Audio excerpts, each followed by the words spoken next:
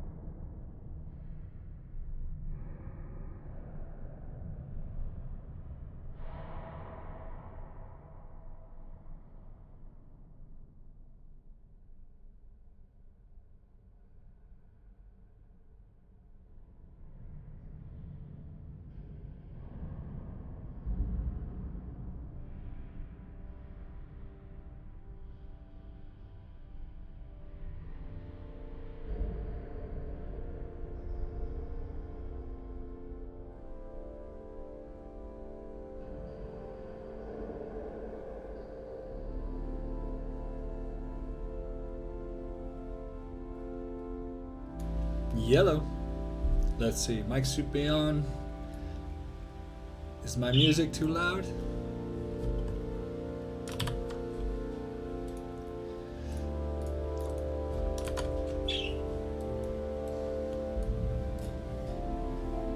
Ah, great. The music player is not working.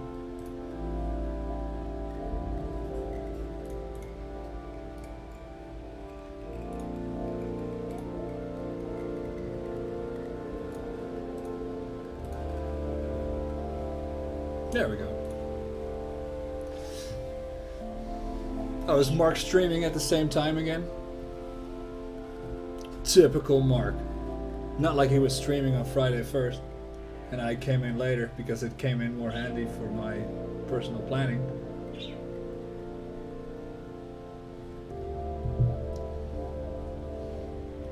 Typical Mark, trying to steal my thunder.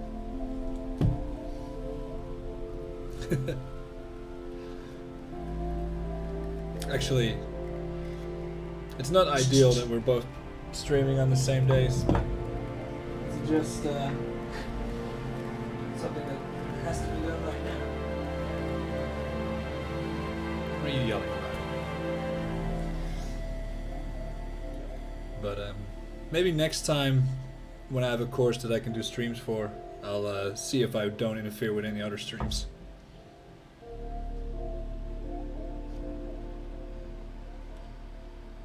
Let's see. I don't think the chat is updating in my pop-up window. Yeah.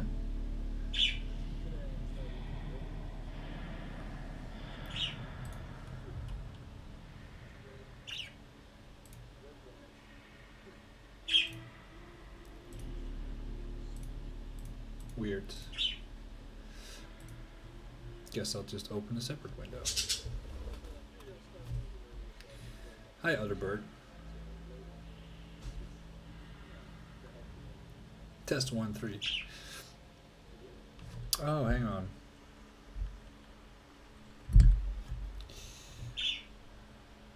What a great app this is. It should show me all the chat so that I don't have to stay on the same level. There's so many places for you guys to sit.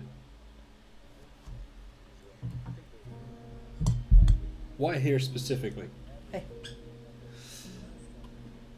Out of focus, back in focus. All right, yes, I see the chat now.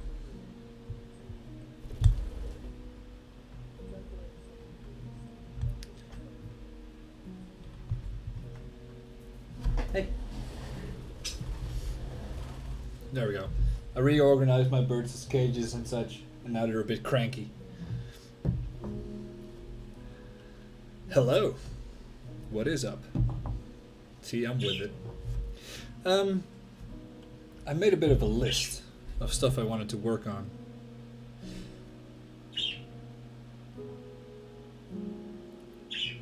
I've been doing a lot of Unreal development stuff because I want to get better at that specific engine.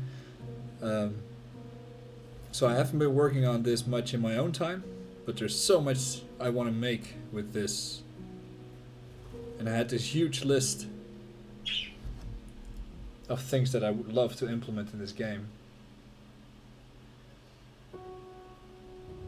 Ah, yes. Balloonists and stuff. It just opens up so many possibilities. If you've seen the demo we did for the Game Jam, where there's all these little cars driving by that you can hit with your planes and then they basically explode, which makes no sense. But that is something simple. We had so many ideas, but obviously during a game jam you don't have the time to implement all of them.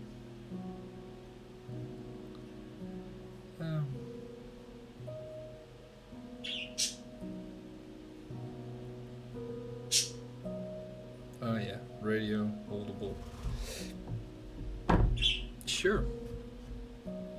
Last week I made some components that came in really handy later on. The grabbable component, interactable component. One of the things we had in the original was a small radio. Let's see if I can find the model for it. that you can turn off and on with your interaction, basically. Quick question, would it be bad if some of my colliders for my objects are just a bunch of box colliders shaped into the desired shape? Actually, no, that doesn't necessarily have to be bad, but you have to keep in mind that they might be colliding with each other. Or at least that's something you have to watch out for. If they are and they're attached to the same objects, they're basically trying to resolve each other all at the same time, and that doesn't work very well. If they're not touching, and they're not able to touch, like if there's one on the head, like what Counter-Strike does, if there's one on the head, one on the arms, and all that stuff, all these hitboxes, they can kind of rotate into each other, and then you can get collisions with yourself, basically. So either you have to go to, I don't know if this will show up, preferences, maybe if I link it here. Actually not the preferences, I need the project settings, this one. You need to go to the physics and create a, this is the matrix of stuff that collides with each other, basically. And you could turn off collisions for player with player. So if you would have a player, if you tag it as such, then you could turn off collisions that happen on the player. They would still happen, it just doesn't trigger anything on your object. You could also use a mesh collider. Yeah, that is true. Generally I'm against mesh colliders because they're very low performance, but if performance is not an issue, then you can definitely use mesh colliders. For sure. What you often see, and what Unreal does by default, for example, is you have a box or a sphere collider or some sort of broad shape surrounding the object that detects the collision first, and then there's a mesh collider that's pretty tight around the object that's inside of the larger, simpler collider. So you have a simplified collision object and a more complex one.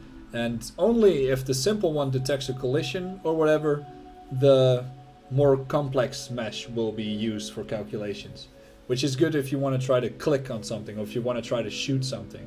So you check first if they're in the general vicinity, and then you do the more expensive calculations. You don't always do those expensive calculations. I have a desk and I want my player to be able to hide underneath it, and a mesh collider blocks that from happening. Ah, I see. In that case, instead of having one box collider for the entire desk, maybe you could have one just for the table part and for the individual feet of the desk, I guess, so that you don't collide with them anyway. Because a few box colliders don't really cost that much performance. You can have several, and it doesn't really do much for your performance.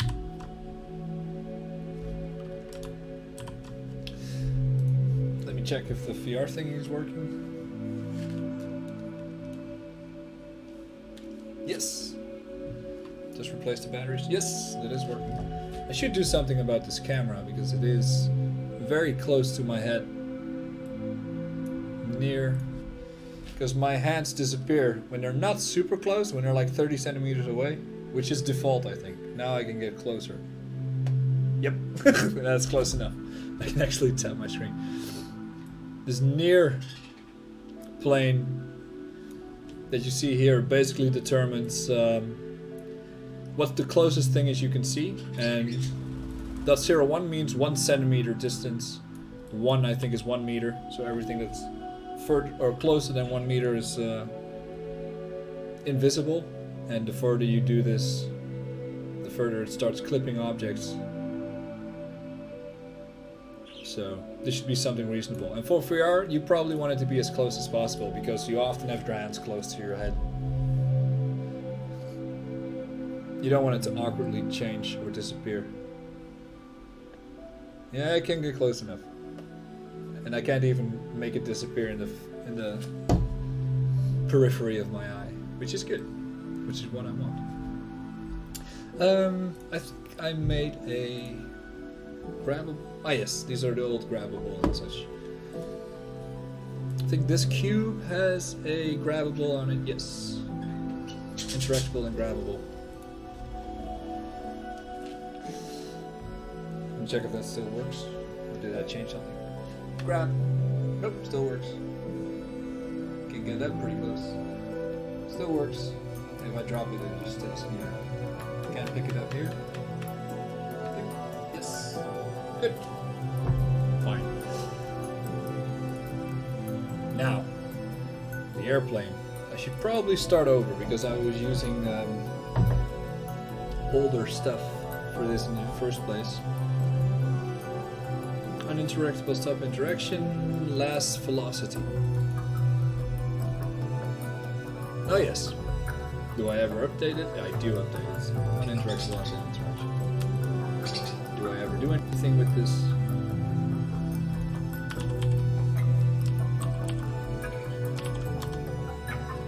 I do.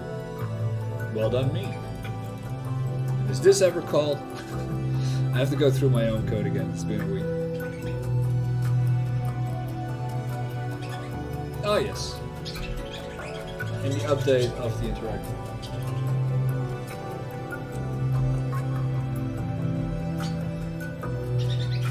Of course they both want to start eating at the same time from the same bucket. Because why would you share?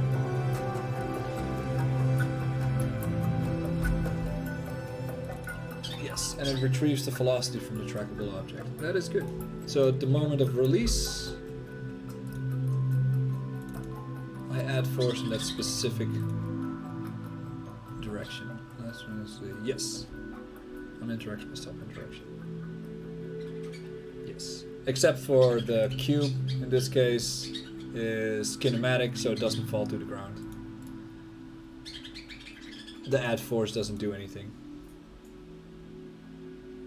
If I were to make it non-kinematic, I don't know if I can pick it up. Oh. Did I break something?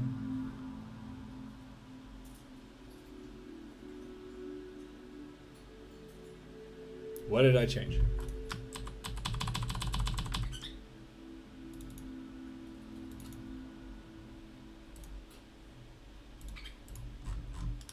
Oh, whoops. Copy pasted something. There we go.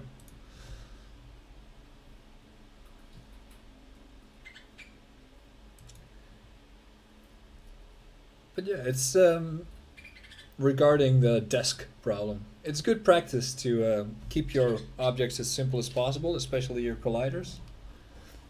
And if you need to do something more complex, there we go. Not kinematic anymore, but it doesn't have gravity. Oh, so it does float away. Miss. Great. Now it's gone. Also, come to think of it, it doesn't have any rotational velocity, but that's fine for now. And there it goes. Good programming this is. So, in a very similar way, this could work with our airplanes. I should create a new one. And just call it throwable.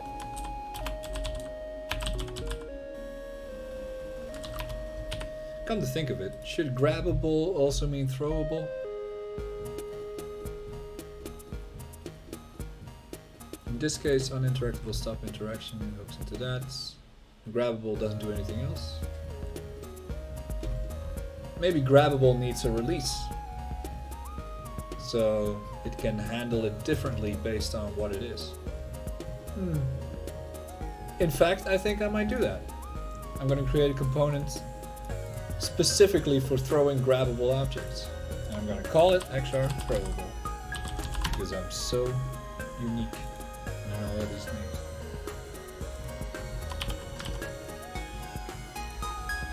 Wait for it to compile.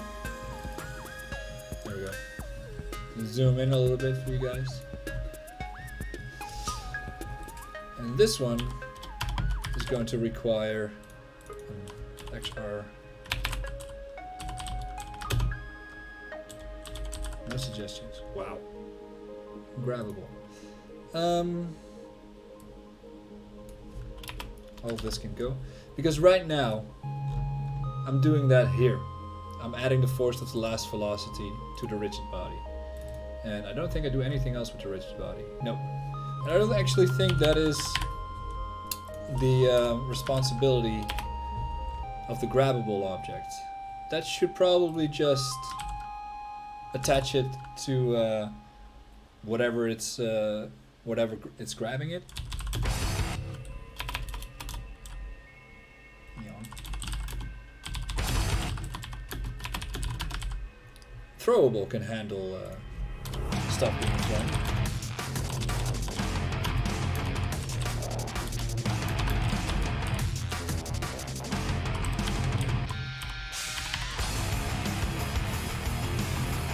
Yeah. So this whole part will come here somewhere. Skip this song because it's hard to talk over. Though it's a good song. Even better with lyrics. But oh, hey Devin. Have you come around to the whole VR thing? How's the Oculus SDK working out? Great! Join the club. No, just kidding.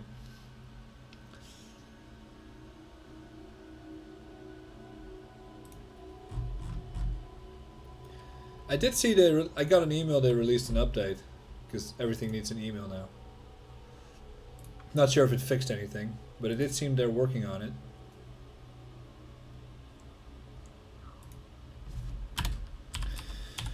Public events action. What do we need? Factor 3 on release. Empty delegate. Probably have to include this. There we go.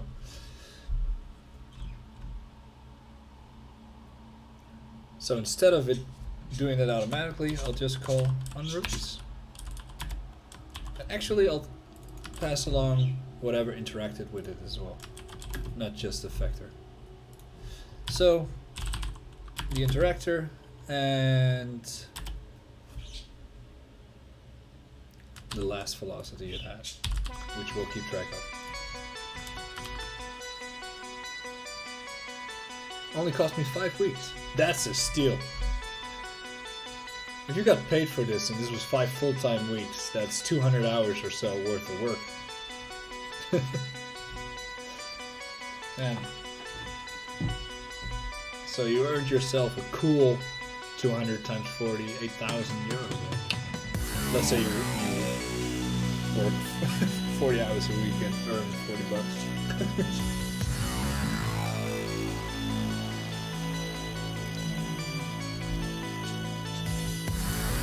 Yep. And in throwable, because we required this anyway, so we know we have it.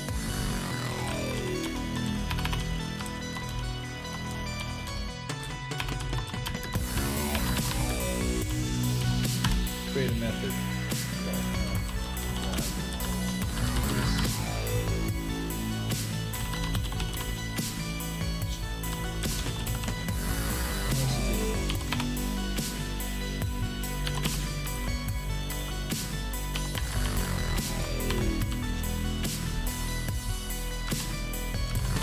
There we go. And by splitting it up in these types of components, you really just add this simple component and you're done. That makes it grabbable, throwable, at least in theory. I'm trying to come up with something positive to say, but I can't. I'm sorry. So I'm curious to see how your project is coming along. 5 weeks? There's 2 weeks left-ish, right?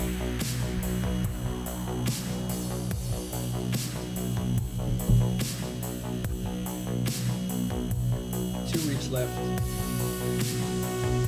Are you guys in the polishing phases yet of the game? I read an article a few days ago, a satirical article about how students complain about projects always being one day too short.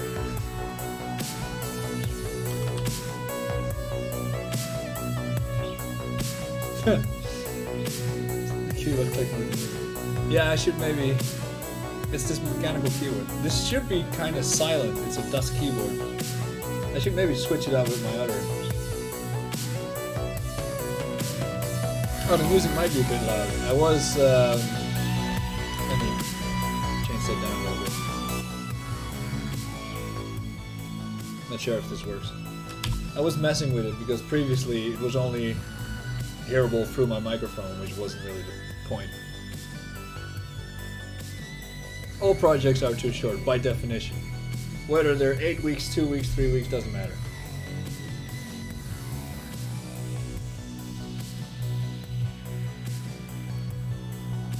Maybe put my mic somewhere else. It's in front of the keyboard. Got a nice setup.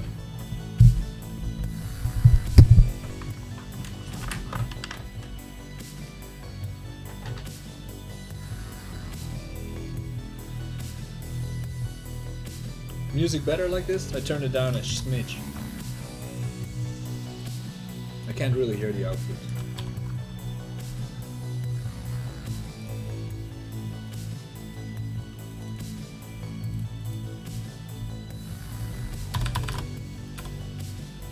Empty game object.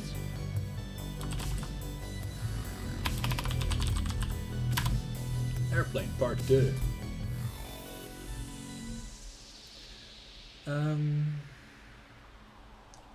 It's going to... If I add throwable, will it automatically add everything else? It will! Nice.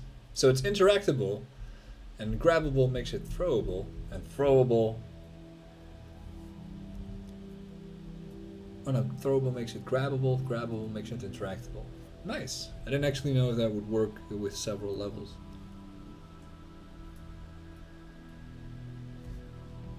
It's all from the soundtrack of Hotline Miami. I really like that. That game introduced me to a whole new genre of music. I loved it. Editor's not updating.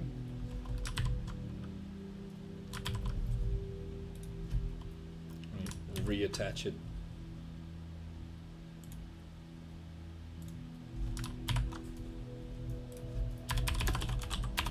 Can you read this? Seems to be doing it again. Seems to be working.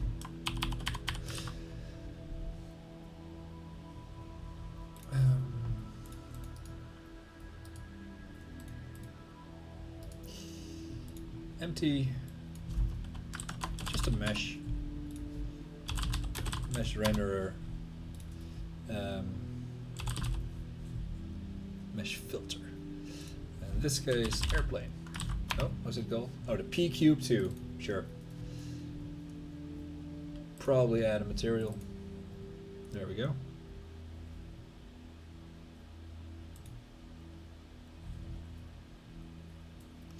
Now, I don't think I required it anywhere, but this should actually require... I think I can require several things at the same time. But for consistency, I'm just going to do it in different lines. Rigid body.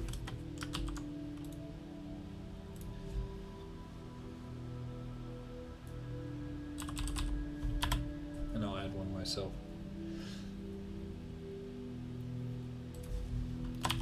By the way, I usually have a thing where stuff that is made for the engine or by a library is put on top, and my own stuff is put below it, because I'm less important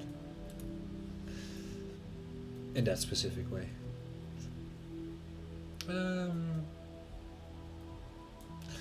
think I should add just a simple box collider, not a mesh collider.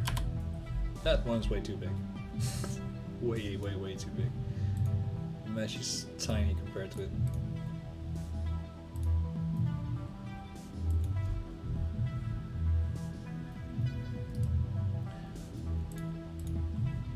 I like this part where I'm gonna rename this one old. I like the part where I can create a prefab like this and then open it so only that appears. Very helpful when you're doing stuff like this. There's nothing else in the way. First, some broad strokes.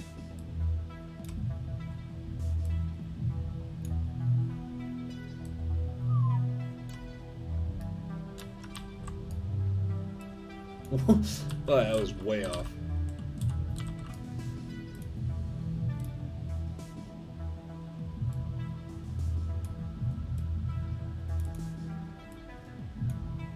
Move this boy over here. important to us. Thank you. Not as important as the engine, but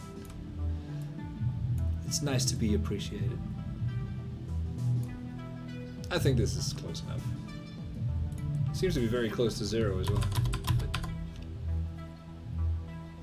I don't like how it changes the center automatically.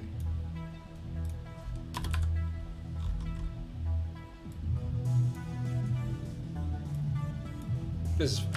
Doesn't have to be perfect.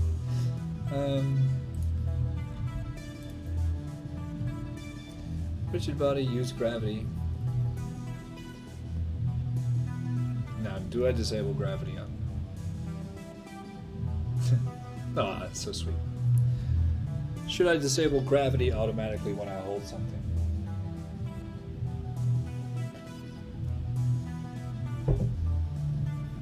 And enable it before releasing it? No. I'm thinking about it, but I'm thinking no. Because in this case, I think the airplane takes care of this. It adds its own gravity when needed.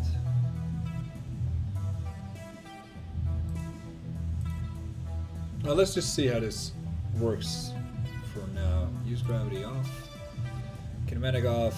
Mass. Can I recalculate it? 1 seems a bit high. Oh, by the way, continuous speculative is something that's been added not too long ago, I think. Instead, like, I prefer continuous or continuous dynamic, but continuous speculative gave some really weird rounding errors at some point. Some students ran into some issues with it that yeah, made no sense. It collided with things it was obviously not colliding with. Let's see if this is enough.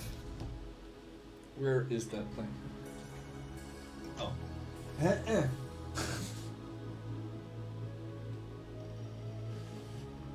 I like this idea of it floating because it's weightless. I also like that it's already working. Dink. Nice. That actually worked surprisingly well.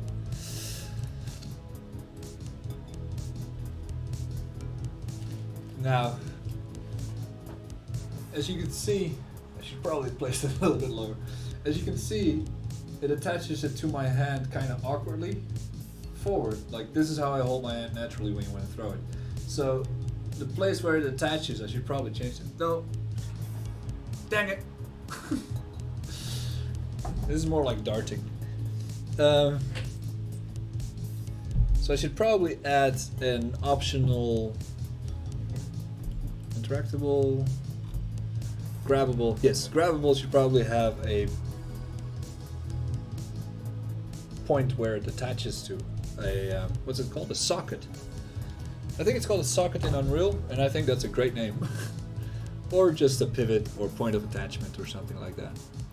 Right now, I'm setting it to where the interactor is, which is not necessarily where we want it to be. So maybe we can give an interactor point of interaction? No. Just a socket. Socket is fine. And it's just going to be a transform, which contains its own rotation and such.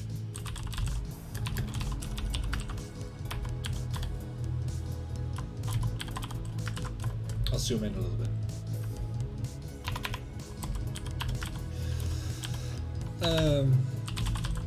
Now this is a method I really like. No, you can just get it. Can't set it. And that probably also means that it can be shortened.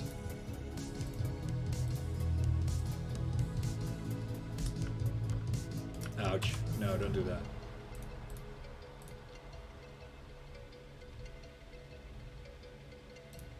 This is fine. And this should be serialized.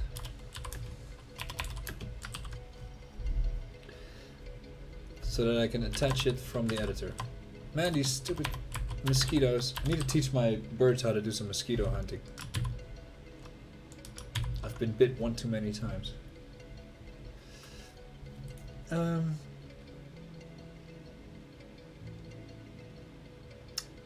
gonna need this to be a little bit smarter than just this.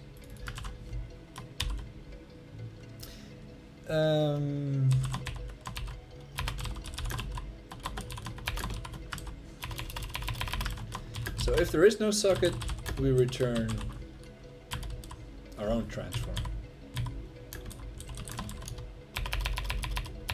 Otherwise, we return the socket. So it's an optional thing. I missed out on a lot. Is the game going to be gravity free now? No, it's not. It's not. There is going to be some gravity. However, there might be a level on the moon at some point, which has either very low gravity or basically no gravity. Which also means you have to do some really long distance throwing. There is gravity, just that the airplane right now doesn't have its own class. It's just a standard interactable, grabbable, and throwable. I could turn on gravity, but that would mean this thing would fall to the ground and I would probably not be able to pick it up because it will be under my desk in real life space, in meat space.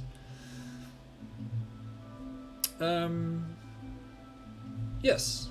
Let me check if I can make this work real quick. So the current interactor, instead of getting the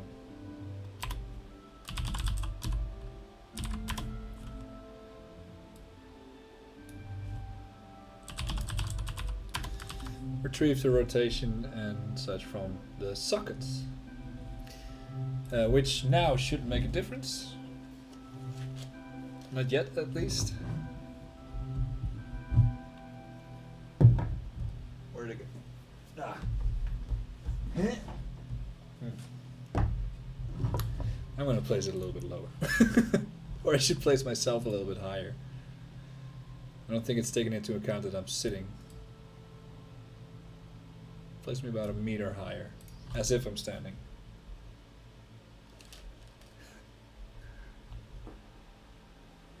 Ah, there it is. Oh, wait. Oh boy. Something broke. What did I break?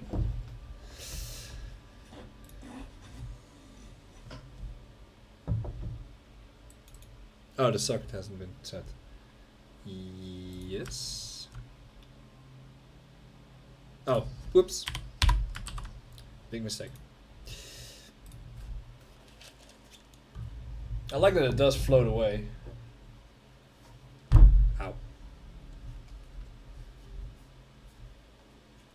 These little microphones, or these little speakers are very good.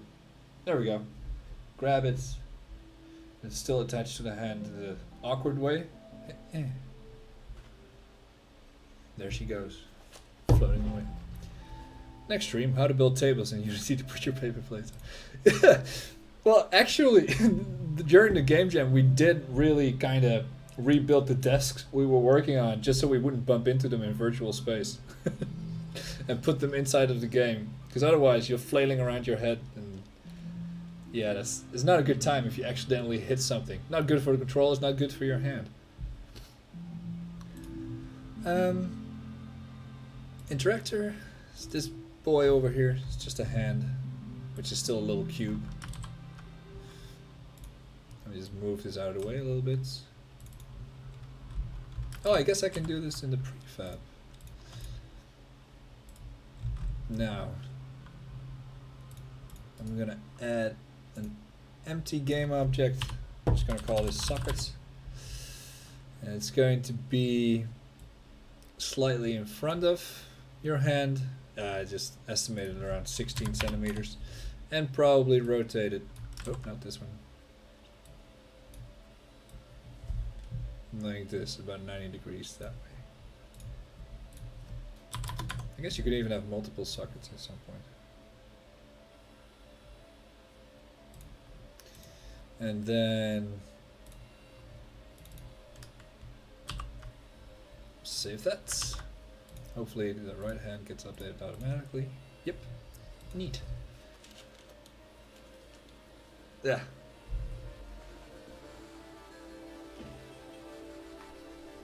There we go. So when we have a socket, it's easier to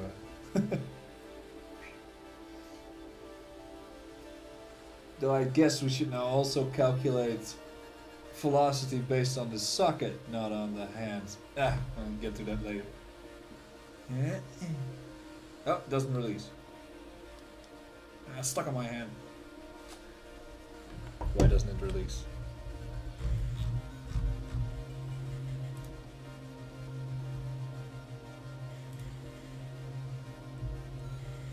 Current interactor, yes. Interactable, sure.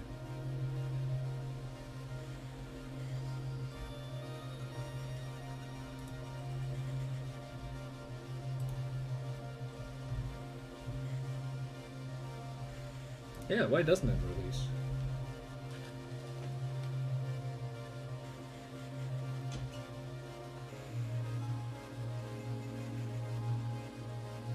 Not sure, actually. I have no idea, in fact. I guess it has to do with how an interactor works. Enter range, exit range.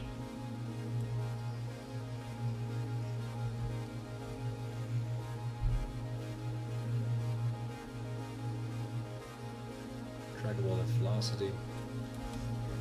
Actually, I'm okay with that.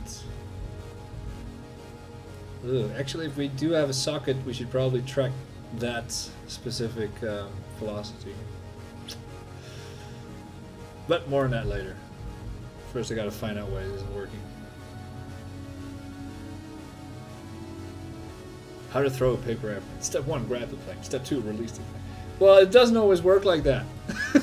Some planes don't want to be released, apparently.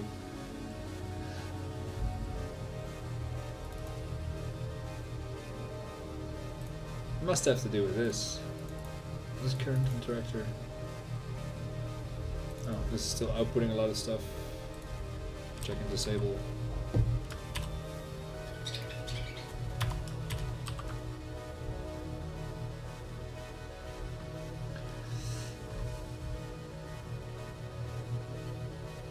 Updated with the interactor and its velocity. Yep.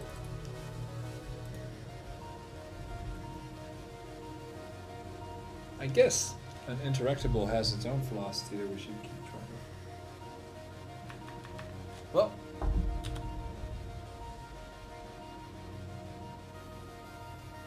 next to that, maybe angle it a bit upward. Actually, yeah, I think so. If you were to throw a real paper airplane, you'll hold it slightly upwards as well, right? You don't point it downwards. So that would make more sense. Though I would love to know why it suddenly stopped working. If I turn this off, my right hand, so it doesn't have a socket anymore, does it work again?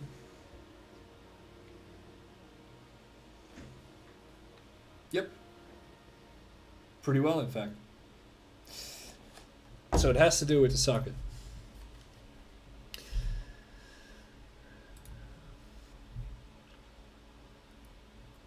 If we don't have a socket, we return the transform. Otherwise, we return the transform out the sockets. Socket doesn't do anything else but have a rotation. Yeah, that's a good point. I can. If I check the prefab, instead of it being 90 degrees, it could be a bit less. Somewhere around 70 maybe.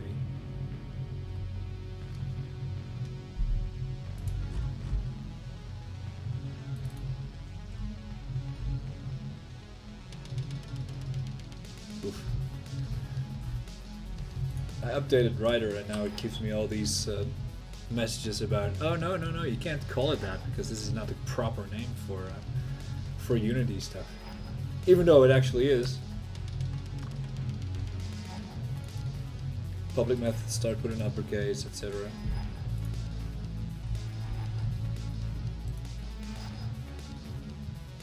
Stop interaction.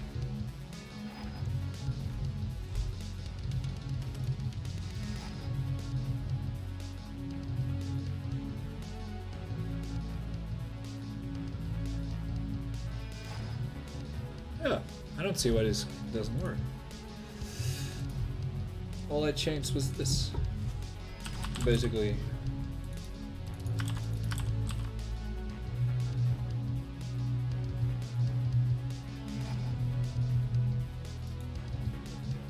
Is Unity bugging out? Uh-oh. Uh-oh. Don't crash. Okay. Not sure what happened there. Works fine. Also, there's a looming shadow of my left hand there. But, no, this works fine. For some reason, when I use an optional, it doesn't seem to work.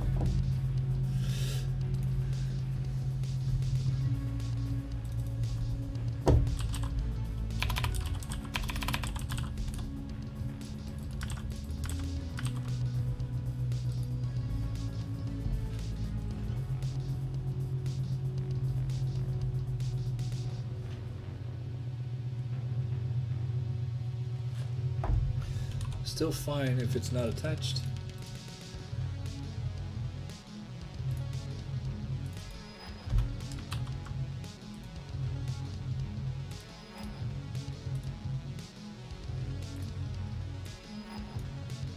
Guess I'll reset it to this. Maybe it was attached to the wrong socket. I guess because it's in a prefab, it might think it's from the other hand or something. This does feel better having it angled slightly upwards, but I can throw it. Can't accidentally throw this. Oh no, actually. But the other one released now. Alright, I have no idea what's going on. I guess there might be multiple interactable objects in the way, so I'm just gonna... Oh no, that's my hand. This big cube. I'm just gonna move this over here for a while. See if it's not interfering.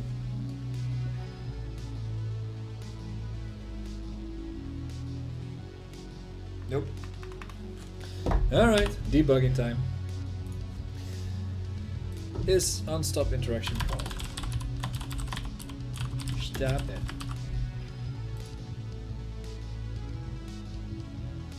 it. At least one step out of the 2 steps work. Yeah, so we're 50% there. On release is not called. Uninteractable stop interaction is not called. So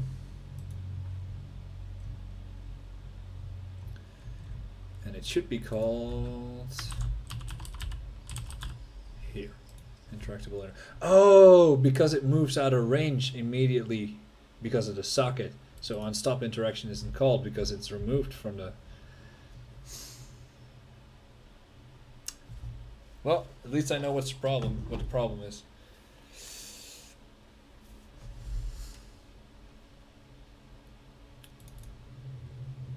Interactable in range. Yep. 50% is sufficient. That means I pass. But no, I get it. So when it attaches to the socket, it moves too far away from the hand. So on trigger, exit is called, and it's removed from the interactables in range. So there is a semi-easy fix to this. Private boolean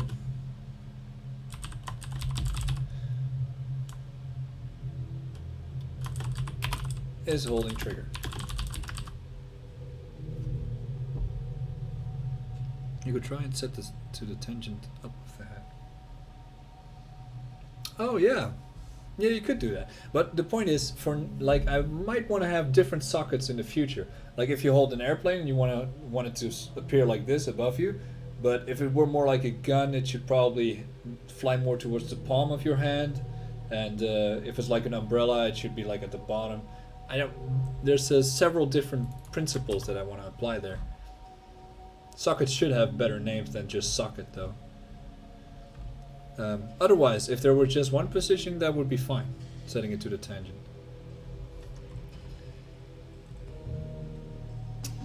If we trigger down with something in range,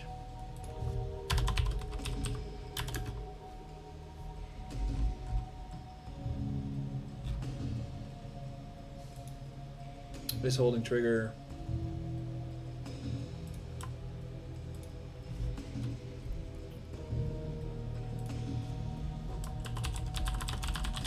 while interacting. Nah, it's holding trigger, it's fine for now. So then it should be true. So if we're already... If there is something within our range and we start holding the trigger, on trigger up, is holding is false again. And now on trigger exit, if is holding trigger, return. That means that on trigger exit shouldn't remove the current interactable.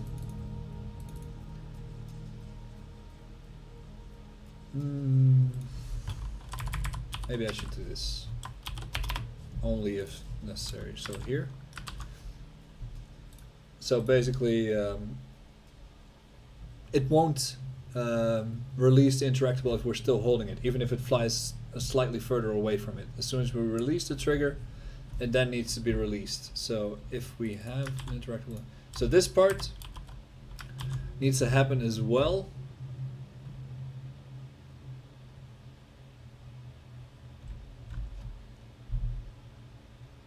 Exit interaction range.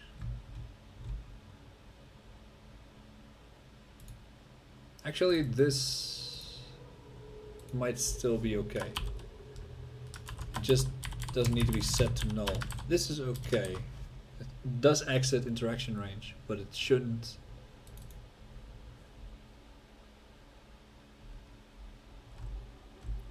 Stop the interaction.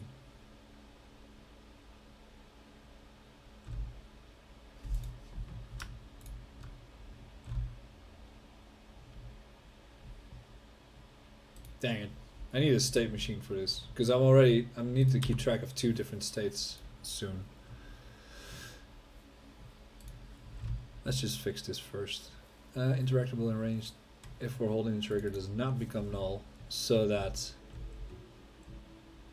when the trigger is up, it can still become null.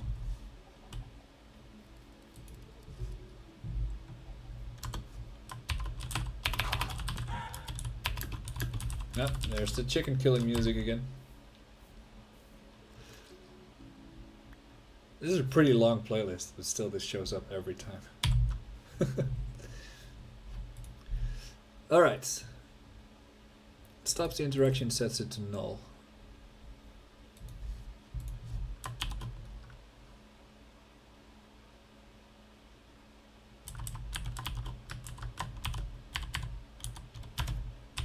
Only, actually,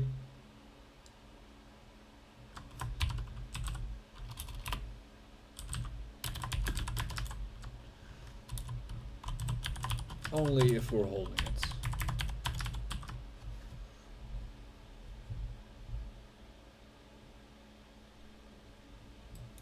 I mean, yes, but is holding trigger doesn't actually mean is holding trigger.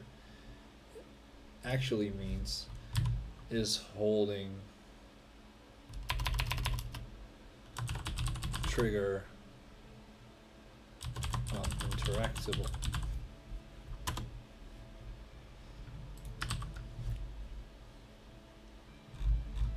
Is this enough? Doesn't go out of range automatically. I guess I can make this a little easier. Alright, let's try this. As soon as it's done compiling. My birds are surprisingly quiet. See, they're watching the wall, which admittedly is interesting. There we go. Dink. Alright, it does work. Try this again.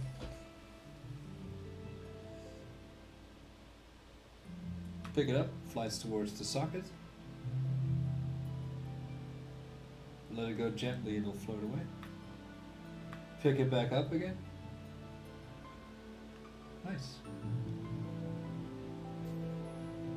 Dang it.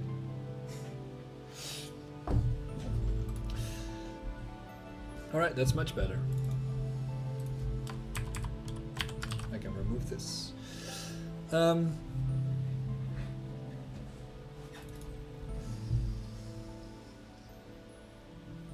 Maybe I should make socket a little bit smarter than it is now. Maybe I should also give it a velocity to keep track of.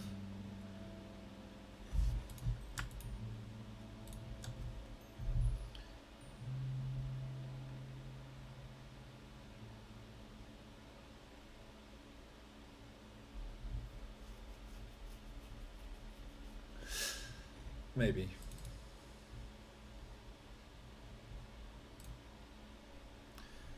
That would make sense if you grab it instead of just using the last velocity, which is technically perhaps 1 frame behind. Doesn't have to be, but it could be. I can just use the socket. Yeah, I think that holds up to slight scrutiny. So that does mean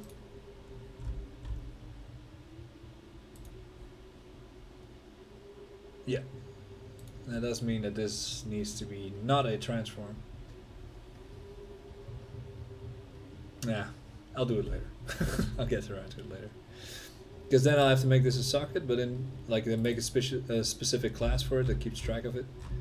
However, I guess in grabbable here, I might as well just keep track of the velocity here instead of having trackable keep track of it.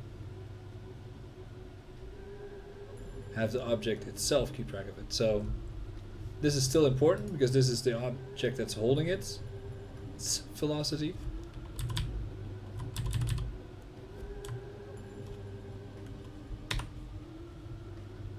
Which is a trackable, I think.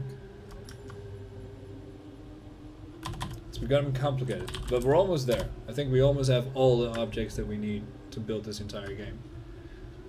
Or at least the capabilities. Yes.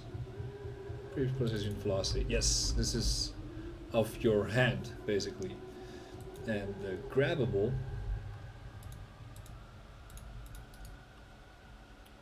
Just gonna rename this to last trackable velocity. And add a new one. Private vector 3, just called velocity. Vector 3 0. Which, I mean, we're doing it here anyway. Might as well do that little calculation. Vector 3 previous. Position.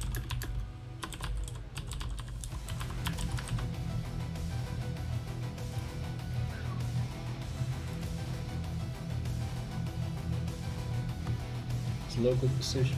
Actually, that's fine. It's a little bit faster. Yeah, I'll do that. Actually, in this case, it won't work. No, I'm just going to use the position. Whatever.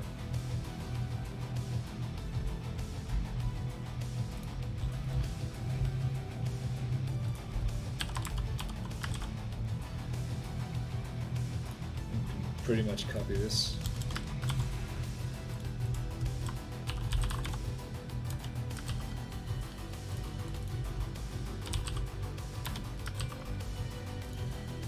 Also means that I can make this slightly faster by introducing a new variable.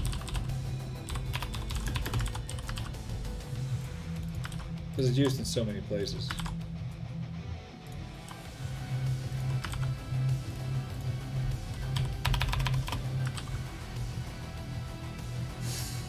Oh, hey, Gep. Yes, this is some code. I'm sure you heard all about it. Feel free to give me some tips on code and statements of the if variety.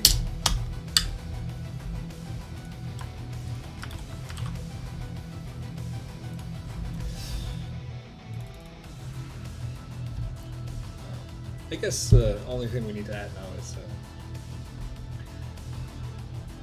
the start position needs to be set on start, which, yeah, we can do that. Even before we hook into everything else.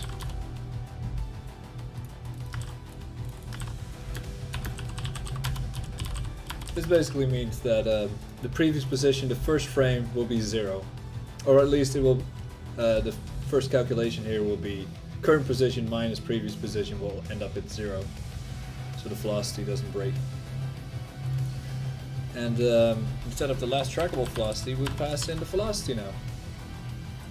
So in throwable, it will actually be thrown by, depending on how far away it is. If use code, then make game. Nice. Well, you nailed it, and now my my entire profession is obsolete. Alright, let's see if this works. Slightly more advanced version of our Game Jam game. Perfect. Oh, actually, that felt really natural. Now, let's mess with it. If I move this a lot further away, like 4 meters away.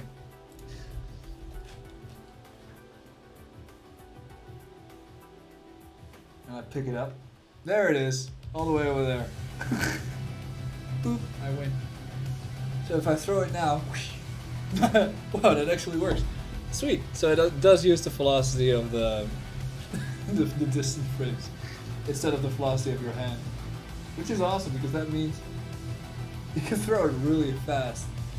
It's so weird, like having this attached to your arms, like because it doesn't weigh anything, but it seems like it's attached. Also, it's a great way to measure. So apparently, this is about 4 meters away from me.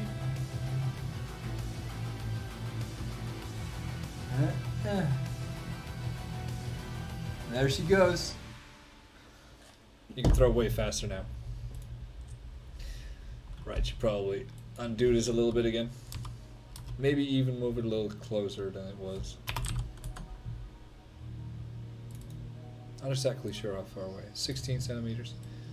Maybe make this. How large is that hand? Never really thought about it.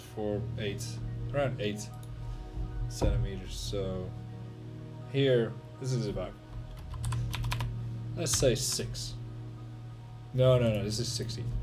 6.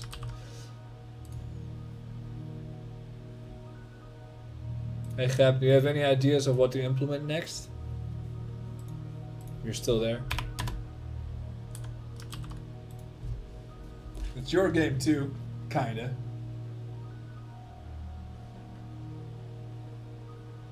Oh yeah, this feels pretty nice. Dink. Nice. No reference.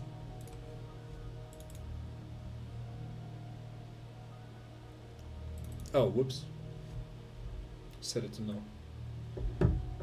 Ah, yes, money. Be able to throw around cash money.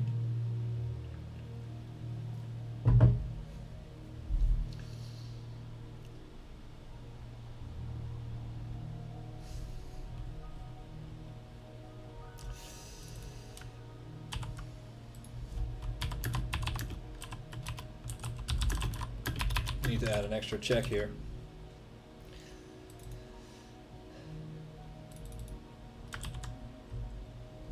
But now exit interaction range might never happen.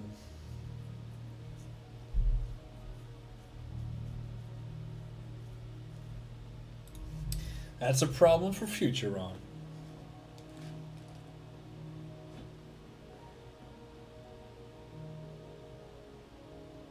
Nice. Let it float away. I'm just gonna make a note of this. I'm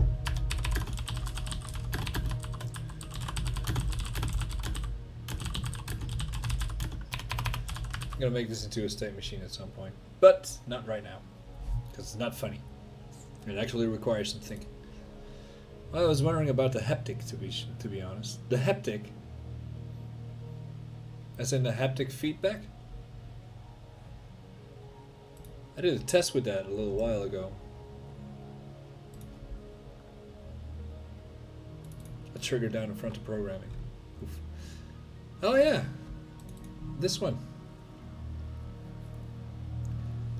Try to get haptic capabilities. Yes, I can actually do make simple vibrations. And apparently, Devin told me this, you can play music over over the vibrations. or at least it will attempt to play the music, which is really funny because it doesn't make any sense.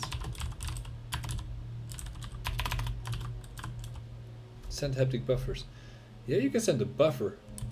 That means you can probably send an audio buffer, or you just go through the audio impulses one by one. But yeah, you can make it vibrate to music.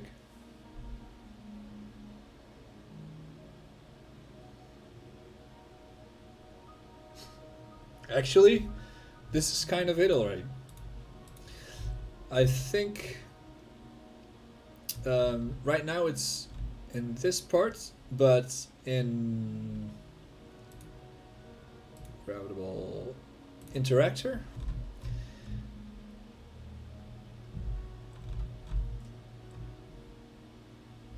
Ah, yes, here. Which has a trackable. So here, when you get close to an object you can interact with, it will give a small vibration. So that means, like right now, I haven't turned it on right now, but here, like if I get close enough, it will give a small vibration indicating that this is interactable. Also, I want to give an outline or something to this, so it's obvious that I get within its direction range. But for now, miss. Dang it. It's too much like real life where I keep missing stuff. But when it gets into interaction range,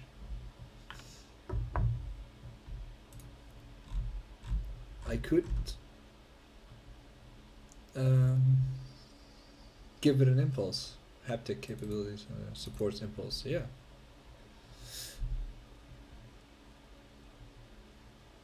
In fact, while I'm at it, I guess this trackable it's for now it just represents the 3D position. Just turn on aimbot. Yes, turn on VR aimbot. I don't know if you guys played what's it called? Arizona Sunshine, the horror zombie shooter VR game made by a Dutch company, I think.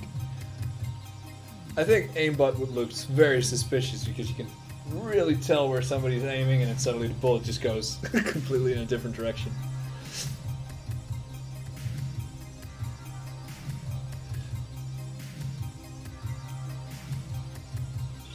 I'm already keeping track of the triggers here as well, so trackable is not really the correct name anyway.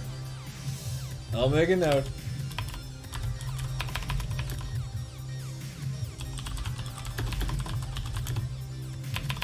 Refactor this to something more suited to controller interface, because that's basically what it is now. It's a controller interface, not as much just a trackable.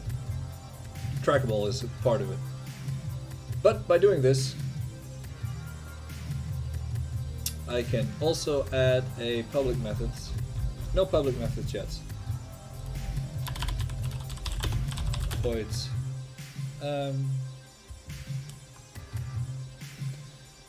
Try or attempt, because not all devices support it, haptic impulse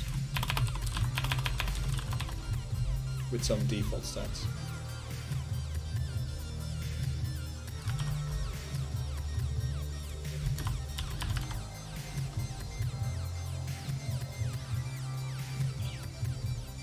Power-ups. Hard to hit bubbles in the levels, but if you do hit them, you could get something like Wanted, the movie.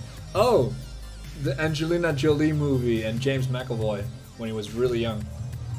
Curving paper planes or self-controlled ones. Actually, like the Wanted thing where you basically shoot while you're doing this and the bullet somehow makes a curve, which I don't know if physics actually supports that. Would be really cool. We were thinking about not just using paper planes, but also using frisbees and such, which already kind of do it. If you hold them like this, they'll go sideways and they come back down.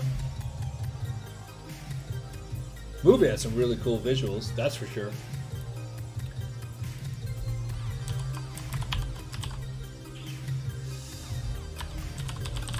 I only want to do this once. The check for supporting impulses.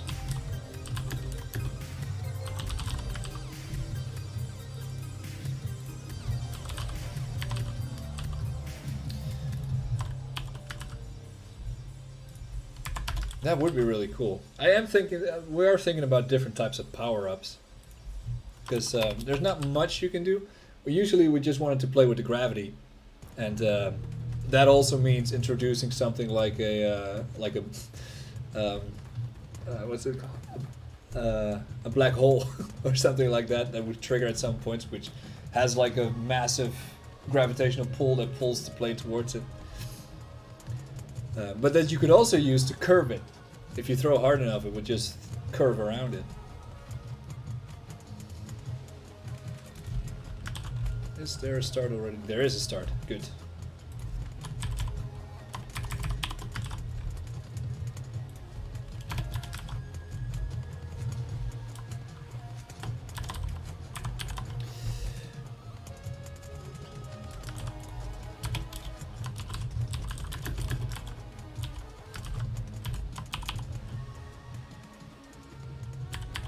Slingshotting, yeah. It's actually something that, well, not necessarily with black holes, but in space travel they actually do stuff like that. As in, use gravitational pull from planetoids and small celestial bodies to basically catapult them. Yeah. So why not do it with tiny paper airplanes in space? I don't know if a paper airplane would last long in space, with there being no pressure and on it, but whatever.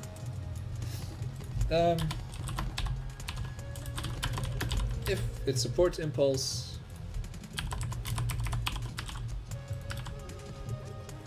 we'll send some, and all of this can go away.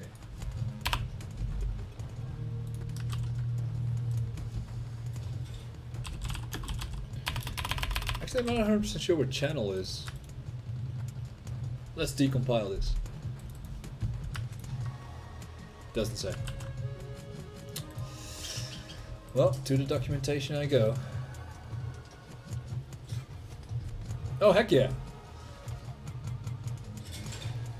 In fact, we might need some of those Psychonauts like secret agents, the Milkman, and such, as some sort of enemy that wants to intercept your messaging. I don't know if people played Psychonauts. If you haven't, you really should. It's an amazing game. And it's hilarious. But there are some secret agents in there called... Well, they're called just secret agents, but they're so weird. Because it takes place in the mind of a crazy dentist. I don't know. Trying to explain it. It's just impossible. What would be the worst enemy? Now we wanted to make it like a random CIA or Russian spy type of deal, where they're trying to intercept your messages as if they're of high importance. Similar to how Jazzpunk has all these agents that think what they're doing is very interesting and very important, but really isn't. It's all very trivial work. Some dude in a suit, basically, yeah. With sunglasses, obviously, and a fedora, or something that makes him look semi-James Bondy.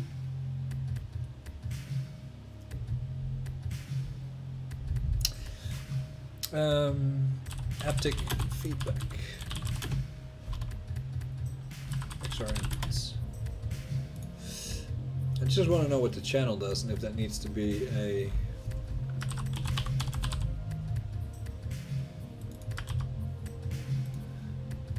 something. I think it's always on the same channel. Usually don't. Set haptic impulse. Ah, this is some great documentation. Channel. The channel to receive the impulse. Thanks. Thanks. I'm just gonna assume it's fine if that's always 0. And amplitude and duration. Amplitude is something that's something they use in audio technology. I don't know if you're familiar with it. doesn't really mean anything. It's just a word that audio technicians like to throw around. Duration is another one of those words. Yeah, duration 1 second. Or amplitude 1.5. Duration should probably be 0.1 second is fine. Short duration.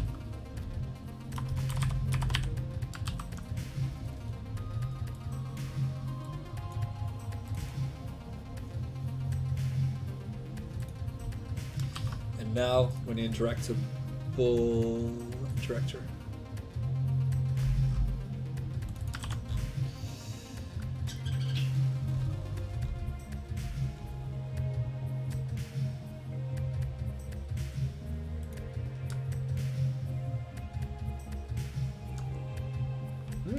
Maybe we can even make it that the interactable gives the impulse. That would be even cooler, because that would mean you can make it a heavy impulse if it's a heavy object. Yes! I like that idea. Thank you, me. So for that I need my trackable to be gettable. And when it enters the range, interactor dot nope trackable dot try haptic impulse.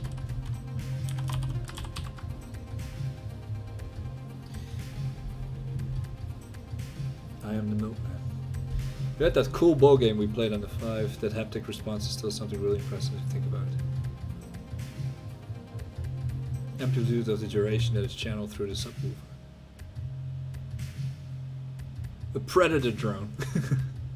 Actually, it's stuff like drones, but have them be a little bit more fun than actual drones. Like, we were planning on having hot air balloons fly around and such, trying to intercept your messaging. So I want to see. So now, what happens, by the way? It gives a default haptic impulse as soon as you enter the range of anything that is interactable. Yes, drones are hilarious, especially the predator ones. Oh. This controller isn't on. There we go. Oh, it doesn't vibrate. I guess because it turned on. So not during start at that time. Ooh, I should probably look into that. If I can figure out if they were turned on at the moment of initializing the game. This vibrates? Yeah, now this vibrates as well. I don't think I want to get the support impulse at all times, just when the controller turns on. I'll make a note.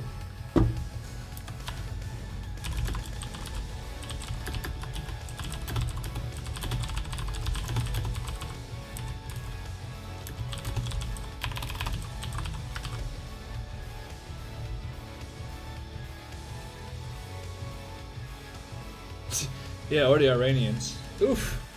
Topical.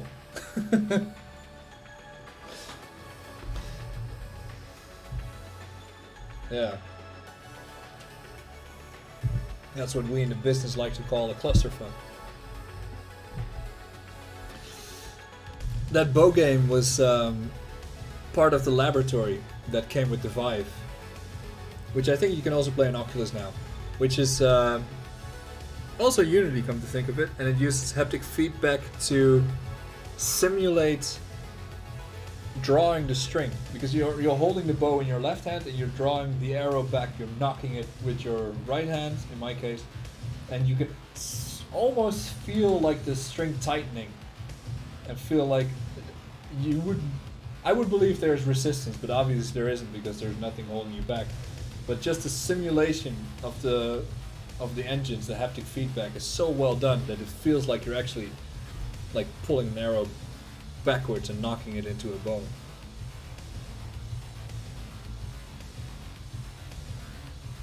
Steam VR game, they run an all VR headset, but it's shit developers. Oh, that's a shame.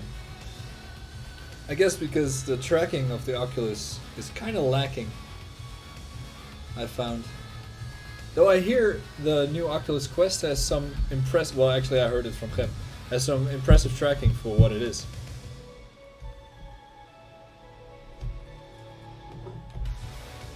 I do think it creates a more realistic experience, and like seeing stuff in 3D already makes it quite realistic. Let me just oops, commit this what it is now.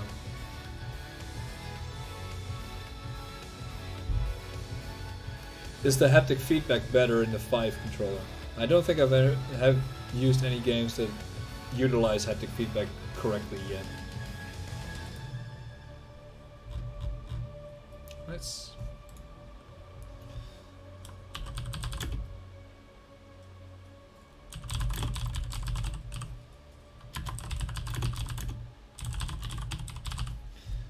nice and fake commit message. At least now all of these things should turn the same color again. Yeah.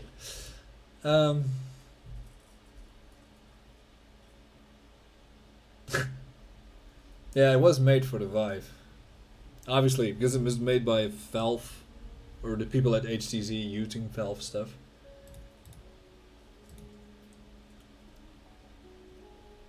Right. I should create an airplane spawner, because now every time I have to restart the game when I want to throw an airplane. So I'm just gonna create an empty object.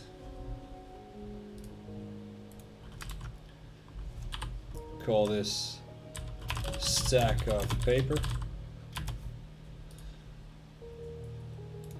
As if I'm folding it.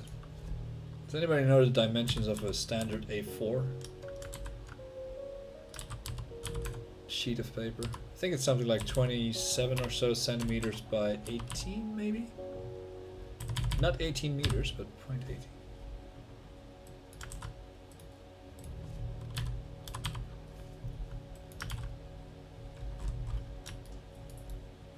This looks like A4. Inches? I don't know. Inches don't mean stuff to me. I need it in non-freedom units. Hang on, it's probably...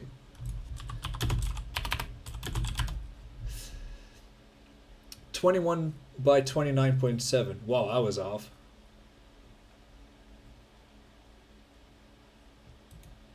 Knew there was a 7 in there.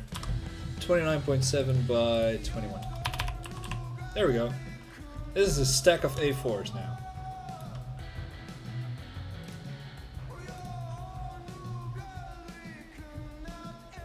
(8.5 by 11 inches). Yeah.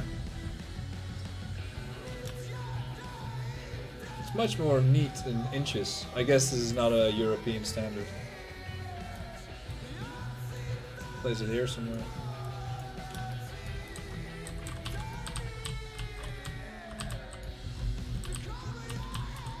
Man, these Swedish guys know how to yell.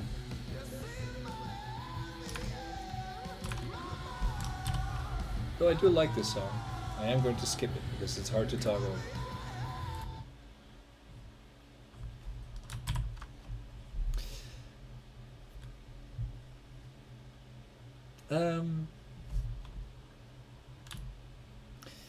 I wanted to call it stack, but a stack is a very common programming term. So maybe I should call it supply or something. Scripts, game objects, supply. Where's the battery mode? RAM. Stack 1. Stack _2. Oh, I don't know. Oh, I hate that. You see it so often. It's so often that people call it stuff with just numbers after it, not at all descriptive of what it is. You see it so often. It irks me. It grinds my gears, if you will. If you're one of my students and I see variables like 1, 2, 3, 4, I am going to ask questions. Freedom units are superior. Freedom height, freedom meters, freedom centimeters, freedom liters. A yard is about a meter, isn't it? Whenever I hear football terms on movies, mostly, I don't think I've ever watched football, they always talk about 100 yards. which is about 100 meters, right? I do think the American military uses metric system mostly. When they talk about clicks, I think that's kilometers. Though I'm not a soldier by any means.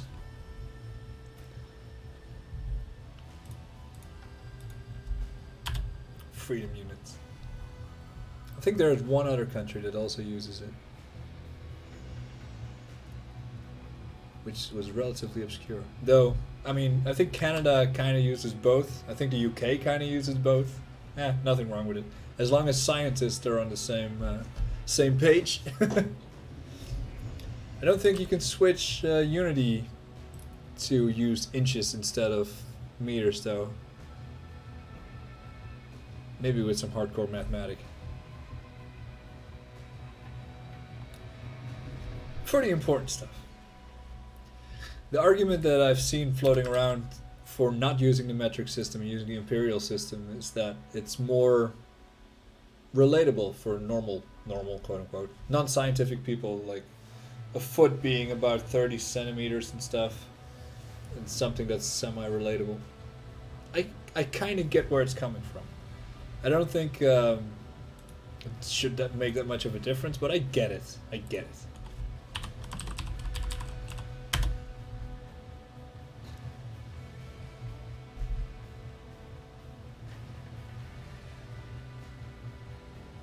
Is it taught in school?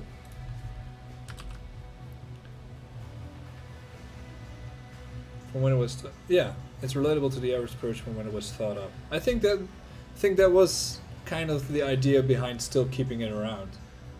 I guess it's not really that bad to keep both. Though I would prefer the metric system, but it's what I grew up with, so I'm not biased. Not biased at all.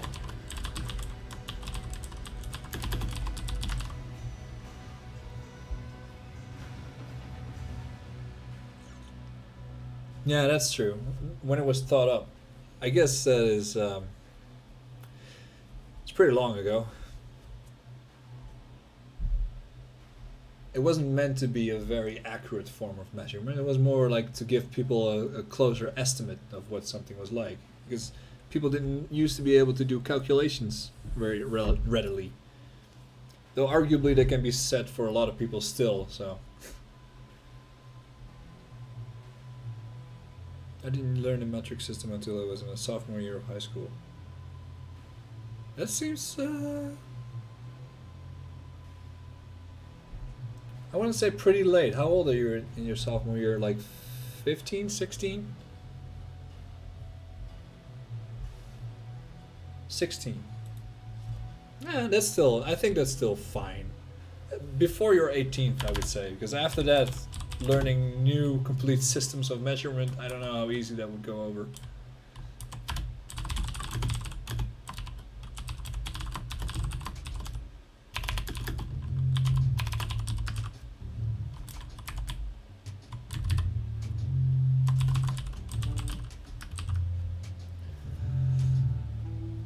And I'm assuming you got taught the metric system somewhere for physics, maybe, or what's it called? Physics, scheikunde. What was Walter White a teacher of? Chemistry. couldn't get the English name.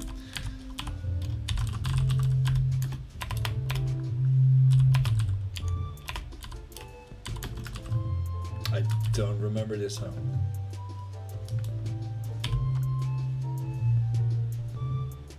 Chemistry. So is that also where you learn about liters and such? Like a measurement for volumes? Good. I guess that makes sense because 1 liter relates to meters and such in a way by it being 10 by 10 by 10 centimeters is 1 liter worth of liquid. Yeah, the conversions are hard. Though I must say, I do think they're easier than imperial conversions, which I honestly don't have a clue. I think an inch is about 2.5 centimeters or so, but I'm not 100% sure. And so I guess there's about 8 inches in a foot. I don't even know.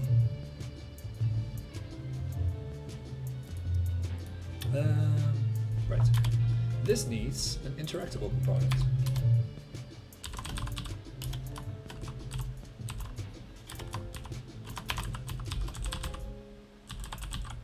I don't like the doesn't autocomplete. Now I have to type my stuff correctly.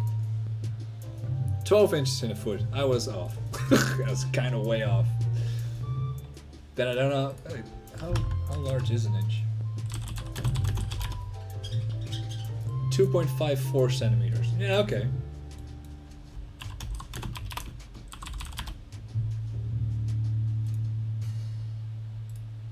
One foot is about 30 centimeters. Yeah.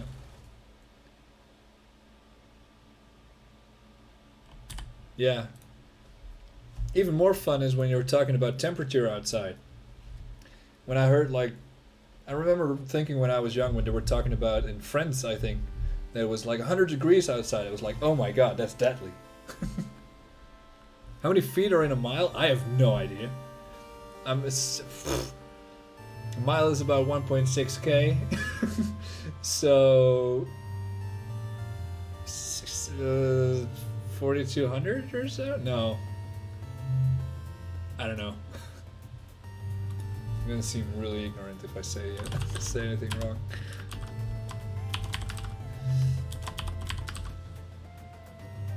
$5,280. But not exactly, right? Or is it based on the same? Like there's probably more. Yeah, there's probably more decimals or something. Supply. Interactable, nice.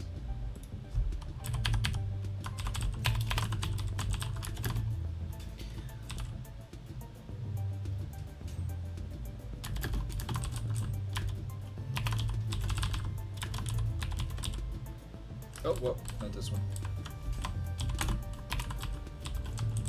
This one.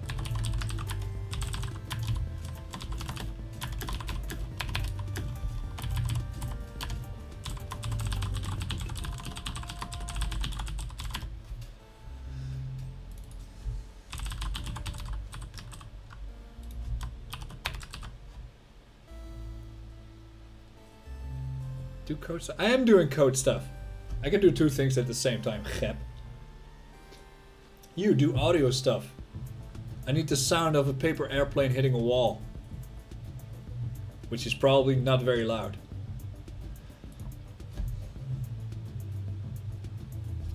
It's exactly 5,280 feet in 1 mile.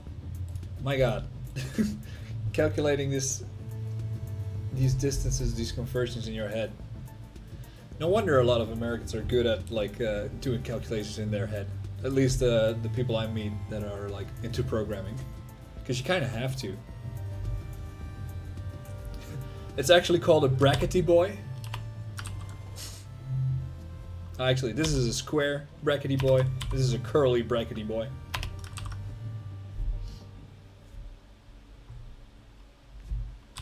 Let's do a quick sanity check here.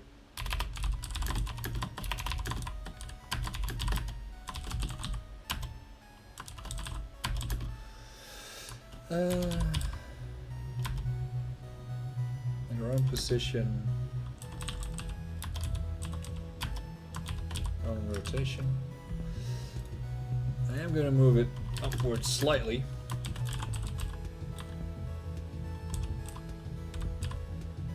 Yeah. Times. Let's move it up like 10 centimeters.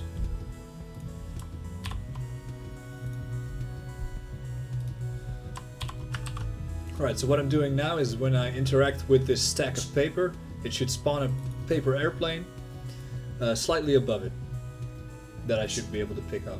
I'm not even sure if this... let's give this a quick try. Already made the paper airplane into prefab, that's good. So I should be able to just do that.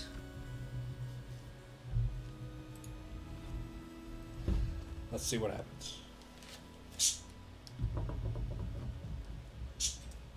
Where? Wrong hand.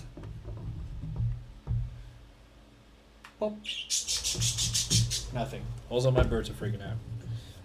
Still grab this boy though. Yeah. Oh, I'm an idiot.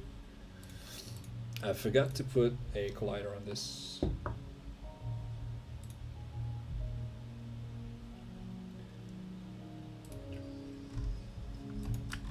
I'll zoom in a little bit.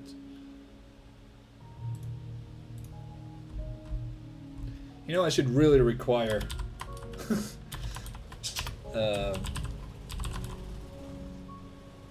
at least a collider. I think I can do it like that. Just collider. Any type of collider.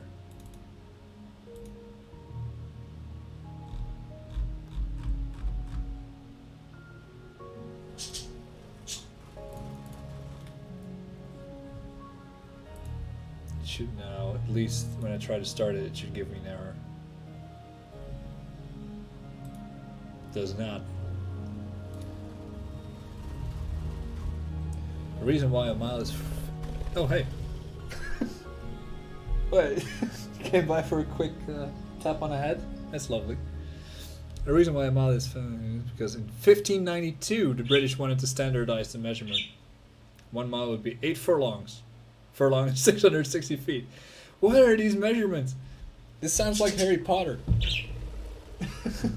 Like the measurements they use for their currency.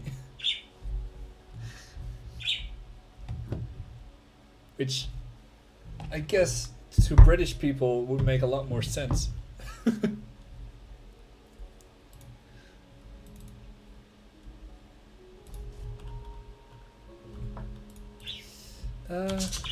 Box collider?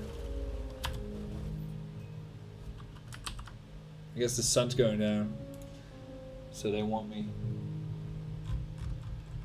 to put them to bed at some point.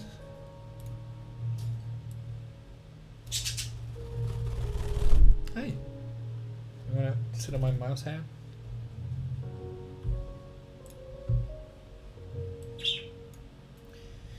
Just gonna make this into a prefab real quick, like, so that I can more easily. Oh boy, now way off again. Ah, it's hard to see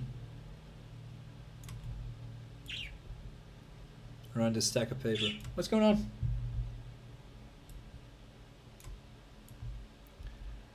What seems to be the problem? Seems to be the problem, officer. This is fine. Almost perfect.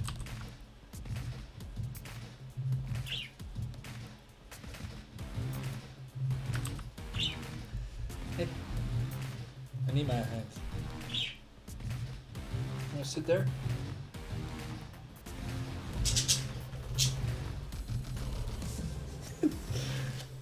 I like it that when I look back, suddenly the bird is replaced by another bird.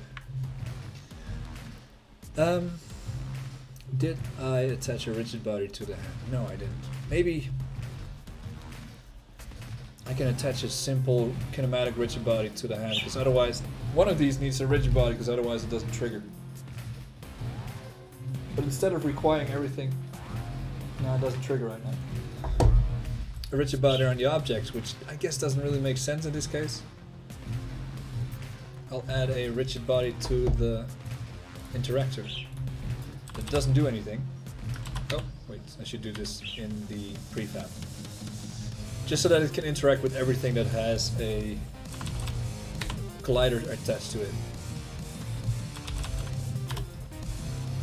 No gravity, thank you. Is kinematic, yes. Continuous is fine.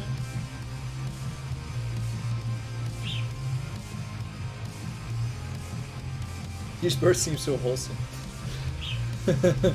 They are very wholesome. Let's switch this song real quick. They are very wholesome. They're sweet. Though they're a bit annoyed now because their habitat changed. But sometimes that needs to happen. It's for your own good. They were getting way too hot in the window. So I put them in front of this where I can at least close it and shield them from the sun a little bit. Furlong used to be used as a length of an acre. It's 40 rods. Oh my god. All these I've never heard of a unit of measurement called a rod. I mean, I guess it kind of makes sense. They probably had a reason for that. Because I'm assuming it's been used through the centuries for quite some time.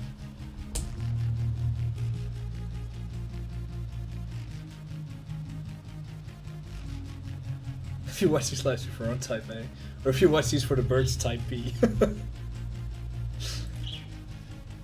I should give them their own channel. Ouch. Ouch.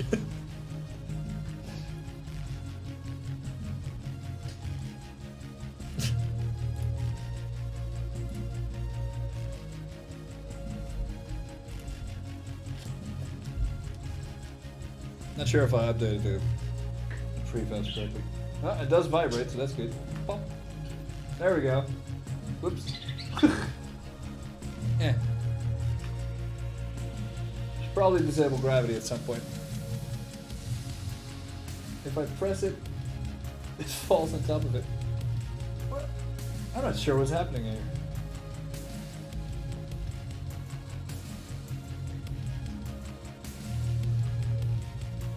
Huh.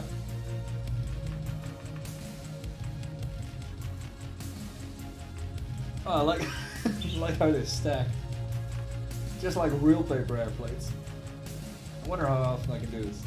Ah, there we go, there we go. Grab this one. Yeah. Not so sure why they're falling downward so fast. It seems like they're colliding with... Oh. Probably with the hand. Dang it.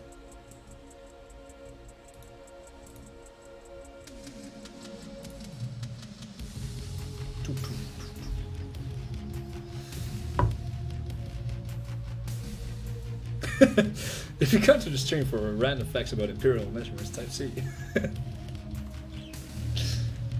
I come here for the facts. But also, I'm I give those facts. I'm just gonna add a new layer called interactor. No, I can't do that. Crap. No, guess I'll have to do it the other way around. Everything that needs interacting needs a rigid body. That's fine, no gravity. Oh wait. Oh, gravity's turned on by default in the airplane. Whoops. That would explain something.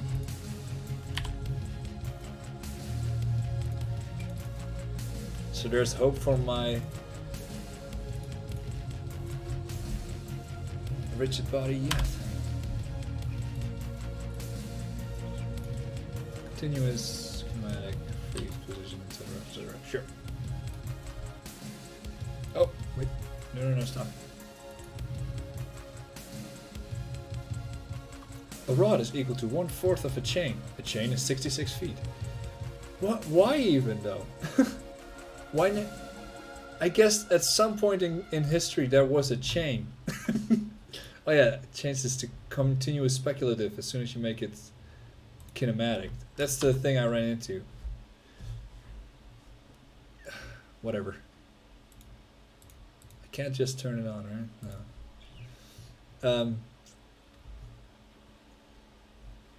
At some point in history there was a chain. If you've watched Game of Thrones, you know that at some point there was a chain that was used to keep back the invaders, which is actually based on something from history that happened near Venice, Italy, I think, where they used a chain to keep people out. So maybe that's the chain, and that chain was just 66 feet long or something. I choose to believe that. Yeah, whatever, keep it discreet. Oh, that's why I added it to the wrong thing.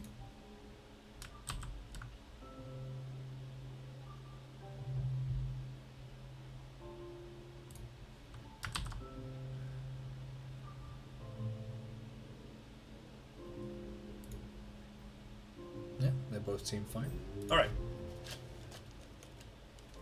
Give this another go. There we go. Spawn's a little high. Just haven't bumped towards me. I have to enter the range every time I want to interact with it, which I guess is fine for now. Well, the rotational stuff works now. Which I'm not sure it shouldn't. Oh, I guess when I let it go, it keeps going. Oh, that makes sense.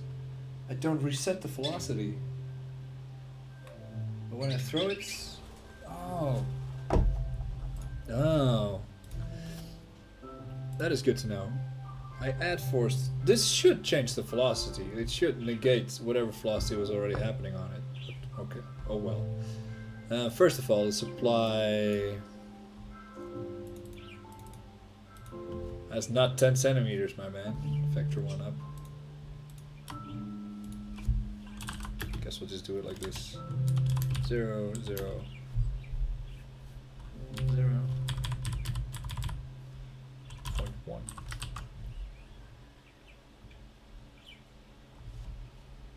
The Imperial system is the epitome of starting off with bad code and making a behemoth of a software product, and never changing the legacy code.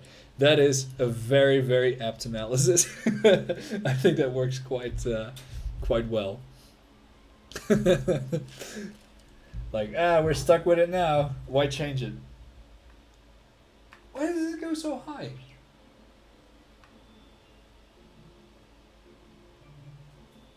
It does keep the rotational pull as well. If I let it go, it keeps going the way it was going. If I let it go upwards, adjust slightly.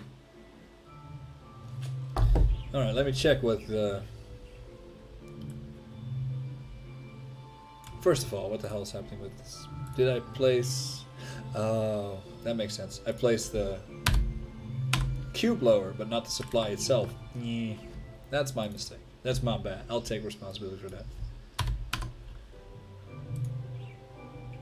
This should be 0, 0. All of this. There we go. And this specific one.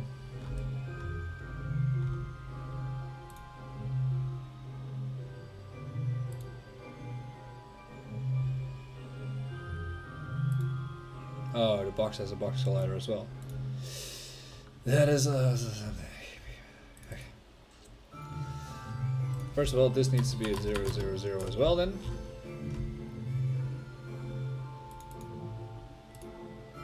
That's what I get for quickly making it into a prefab. 0, 0, 0, the other stuff is fine. This cube doesn't need a box collider as well. I forget they automatically add one. Did someone say Fallout? Oh man, they have been using that same engine for longer than its lifespan, I tell you that much. And then they kind of hack some stuff into it, and then you get the behemoth that is Fallout 76. A little far away, but okay.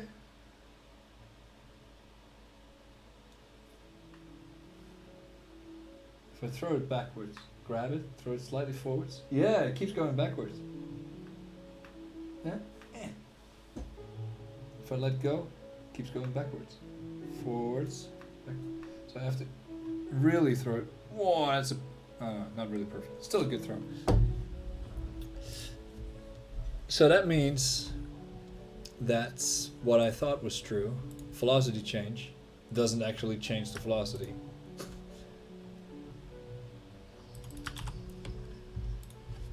In this case. Because the previous velocity is still there.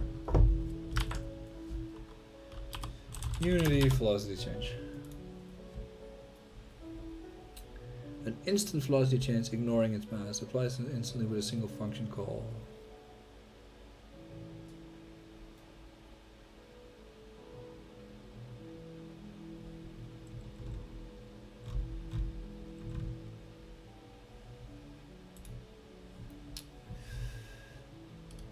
What does it say?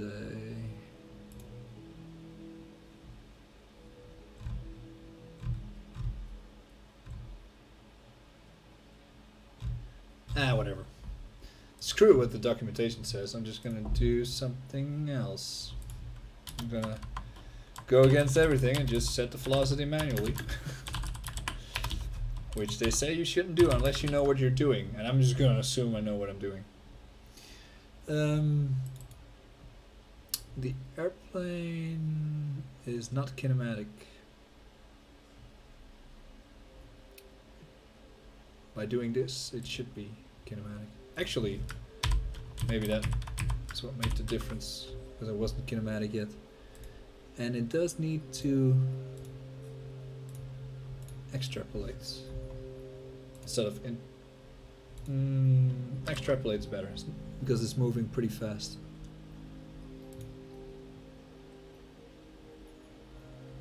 There is a Mexican foot, and it's exactly 27th of a normal foot. What? But why? Because they have smaller feet, or something. Oh yeah, that's probably where it is. Transfer it from meat space to virtual space. There you go. Ah, it's kinematic. It doesn't want to be picked up anymore. Oh, it does. There we go. Made a few clones.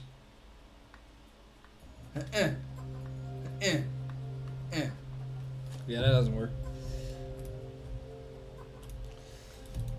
Velocity change doesn't seem to do much then.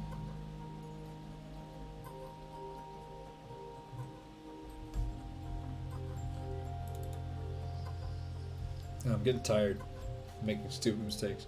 So it's kinematic, it's not necessary. But I should.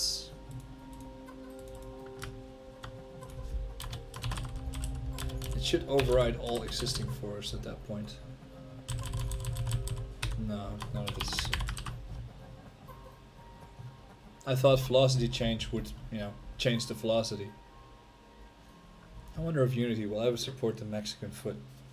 Now there's food for thought right there.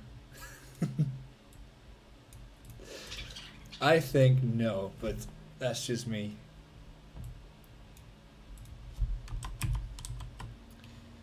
And who am I?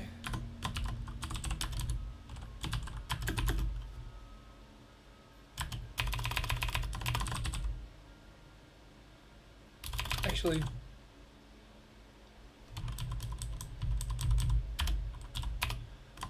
this should work. I mean, I could set it to velocity directly, but we'll see.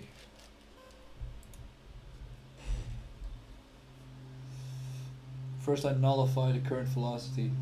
Oh, something went wrong.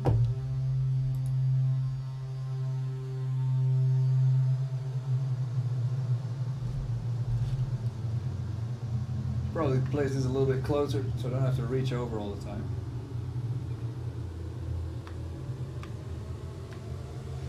Also, I have to make sure that I can't pick it back up after I release it. Pick. Let it go backwards. Pick up. Now release.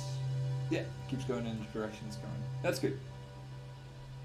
So whatever I release it in would be the final. I'm going to keep track of rotational forces as well, because I just want to be able to spin stuff around.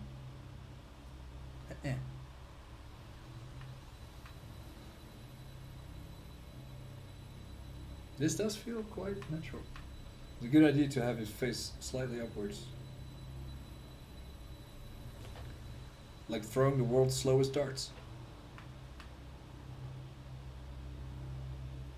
Whoops. Well, there he goes. Almost hit my screen. Also, I'm noticing I have like a little bit of a... I lean left a little bit, it seems. So slow. Alright, let's see. Oh, fast works fine. Slides over forward a little bit. Pink. Actually, this, I'm okay with this. And I guess you could throw it sideways.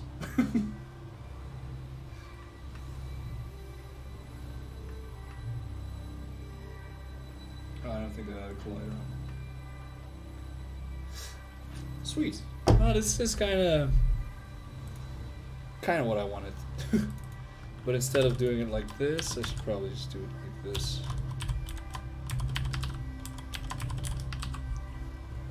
Which technically is the same thing. But it saves a few calculations.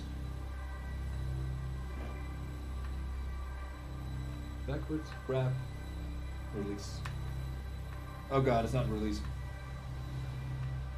Oh god. It's because I entered the range of another interactable object while still holding one. Yeah, right, this needs to be a state machine. I will make it so.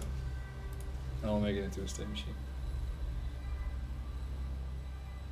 Now it's time to implement the deep physics with wind resistance and the inability of a paper plane to fly sideways. Actually, that is not that hard. I don't know if that's kind of your point, but getting its current trajectory, so if it's flying forwards, of course you can see what I see on screen kind of. If it's flying forwards, just have its rotation be pulled towards the opposite direction of your trajectory. So if you throw it hard this way and you accidentally release it like that, but it's going in such a way, it will do this. It will automatically stabilize, like more and more towards its center, kinda.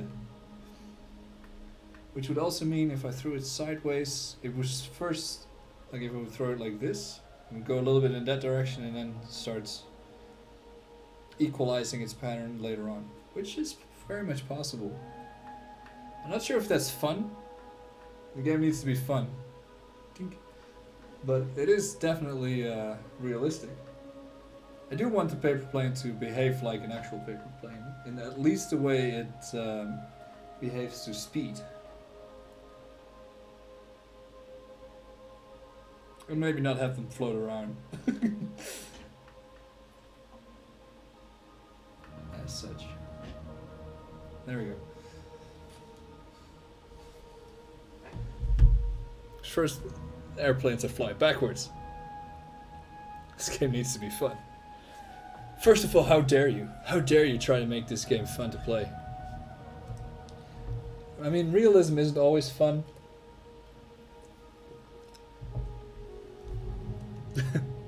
Which directly relates to reality isn't always fun. Realism in game isn't always fun, especially in a more arcade type game. But if the physics are semi-realistic, then people wouldn't have a hard time picking this game up either. Like it would be semi-second nature to them. Manageably easy, suffice to say I'm not experienced with Unity, C# or script. Well, I'm not saying it's easy, and like the math behind it is not super easy, but the idea behind it, at least how I see it, is relatively easy. That, as in, it wants to stabilize after the actually at the point of where most of the weight is. But let's just say that's the tip, because you try to fold it in such a way that the tip is heavier than the rest of the airplane, relatively speaking. So the point of where it's most heavy, I don't know what the term is in English, is somewhere near the front. And that means that it will rotate kind of around that point to try to stabilize, because the wings will kind of pull it towards that position. If it's too low, the wind will blow under it, or actually over it, and pull it back upwards, which will then overcorrect and it will try to pull it downward a little bit. So it will go like this until it at some point stabilizes. And I don't think I'll actually use physics for that. I'll just make something that will look like it's doing that.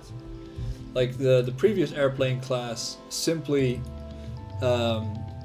rotates towards the direction it's flying, which is, I think that already makes it like seem more realistic, but it looks weird when it starts to go real slow. So instead of rotating towards that direction directly, I can slowly rotate towards it, but then also have that overcorrect, as in, let's say this is the ideal position, this is the position it's currently in. That means there's about 20 degrees in between that it needs to rotate downwards again. But instead of having it rotate 20 degrees, I have it rotate like 30 degrees, so it goes a little bit over again. And then it realizes it should probably move the other way again. And then instead of rotating it to 10 degrees back, it'll rotate 15 degrees back, and so on and so forth. So it will stabilize over time. But I don't want to actually use too much physics for that, because it just needs to look good. It doesn't actually have to be super realistic.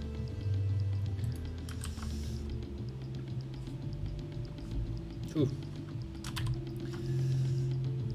It's getting kind of dark outside.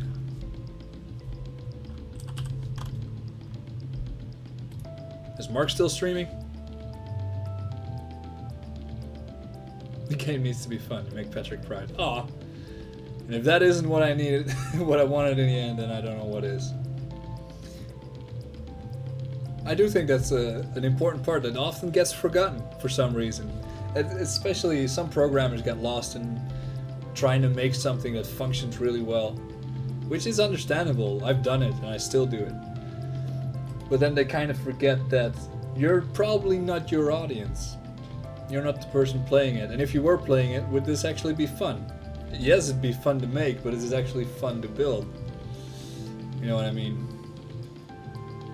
Mark stopped around 2030. Wait, that's like normie times. That's like where a functioning adult would probably stop working. But not this functioning adult, semi-functioning adult. Yeah, gotta check something real quick.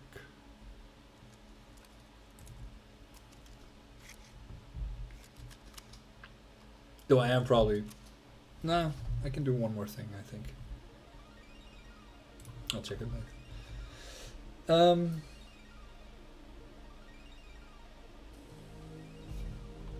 I think the airplane needs gravity again after it has been thrown, and it should probably throw out an unhit event again. I guess this class is still pretty much usable airplane class.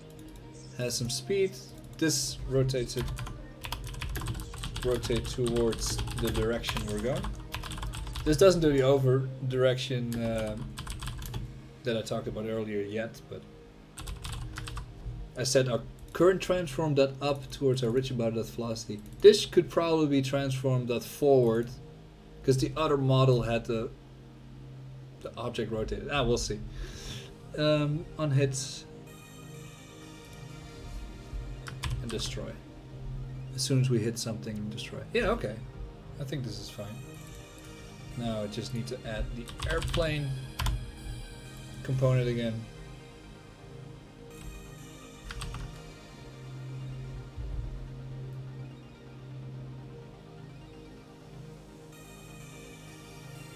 It does add force while it's being held. I should probably disable that while it's being picked up. There it is. Whoops. And there it goes. Like a real airplane. So yeah, probably the up is not correct anymore. I don't know what it's... Oh, right. I added... That's what that was. It's not gravity, it's based on your speed. It adds lift. I should probably remove that. I forgot. Out the space we go. Yeah, it does go up pretty quickly, and I think Unity doesn't like it when stuff goes that fast. First of all, this doesn't need to be up anymore, this is forward. So if I were to throw it sideways now... Spawn, thank you. Is it going backwards? It is going backwards.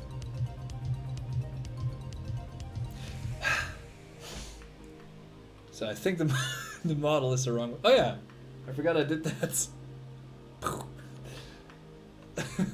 Kind of forgot about that. I should probably fix that. Now, what do? Do I flip the model?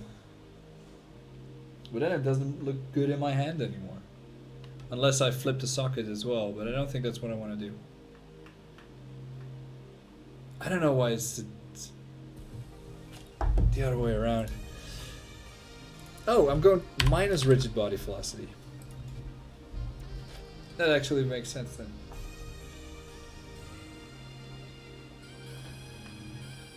There we go. Look at them go. And if I try to throw it sideways, it'll immediately look at where we're going. Good. Now let's add gravity. Interactable. This does have an interactable component on it. This is the whole point of using these events. That they're not just hooking into each other.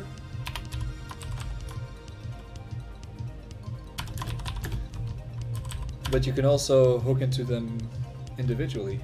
That is actually almost the name that I want. Uninteractable start interaction. And also the stop one. Should probably store this separately. As soon as you use a variable more than once, it's often worth it to create an intermediate variable like this. So I'm going to be using it in 2 different places. And here.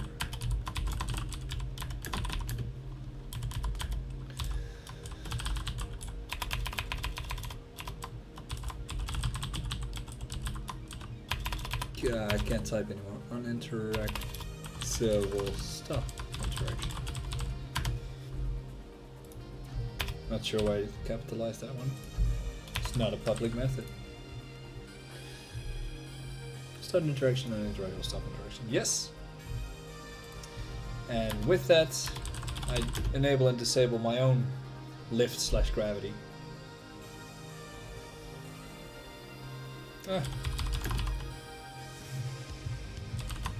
Is using gravity. No. Is gravity enabled? I guess it should start out as true, because it needs to drop down somewhere. When the interaction stops, is gravity enabled? Becomes true, and as soon as it's picked up, disable gravity. Now in fixed update, this only if gravity is enabled. I should make this into a state machine as well, like a picked up state and a thrown state and a being destroyed state or something.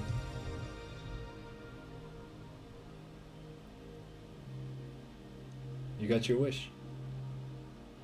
What? Wait, what was the wish?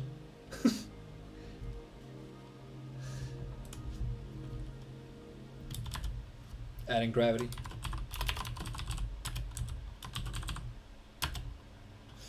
Add force minus factor 3 up. Times, just a little bit of gravity. Just a wee bit of gravity. Backwards flying planes. Oh yeah, you're right. But completely by accident. I must say a lot in game development happens by accident. Whoops. Ooh, I caught it. Oh, this actually, if I throw it upwards, it comes back down. Oh. What? Oops. All right.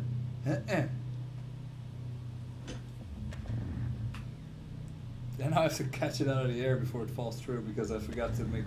This is just a trigger, and it doesn't have a collider on it. All right. Little bit of gravity. Just a wee bit of gravity, which is fine. If I just throw it up. Nice. That works pretty nicely. Though, of course, we want to generate a little bit of lift based on speed, but not just speed, forward speed, because I made the mistake of basing it. Actually, we want to base lift on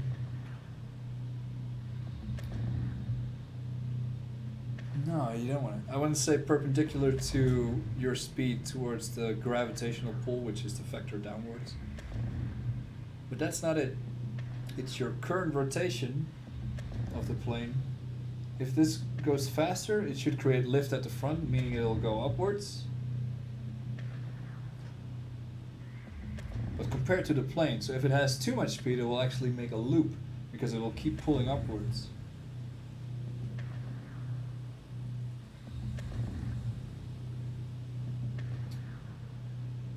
That could work. And right now it just falls down.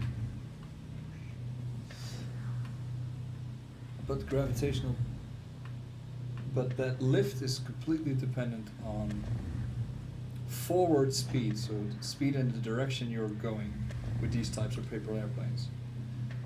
Not with your overall speed. Because otherwise, and I think that's what went wrong earlier when they went into space. Because you had a certain amount of speed, it generates lift, which generates more speed, which generates more lift, so it just flies off into space. But the speed needs to be not the magnitude of the velocity, which also includes your current gravitational pull and such. But it needs to be the speed in the direction you're pointing, which can't really think of a way to quickly determine that.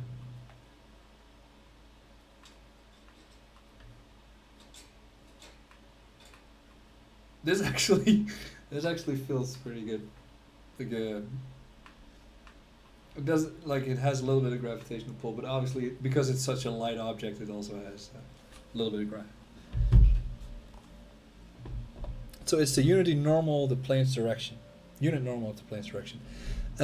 Yes, that is exactly correct. That is where the lift is pulling towards it. So upwards depending on your current location. So in fact, transform.up is always exactly that in this case because the model is correctly fitted.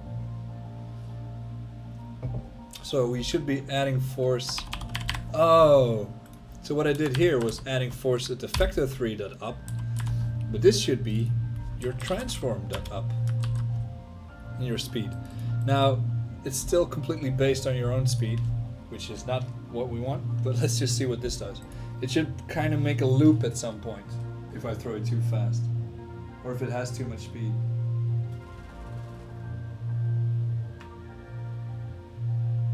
Yeah, that's kind of what a paper plane does, right? When you get speed. Whoa, actually that is pretty much exactly what it does. Obviously this is way too much. This needs to be factored. It just keeps climbing a little bit, so I don't think it'll ever hit the ground. Whoa, this is actually quite nice. But it ends up pretty... Oh, the other one's still going. It's coming back around. Oh, it's going crazy in here. So if I throw it really fast, it should do a loop. Oh no.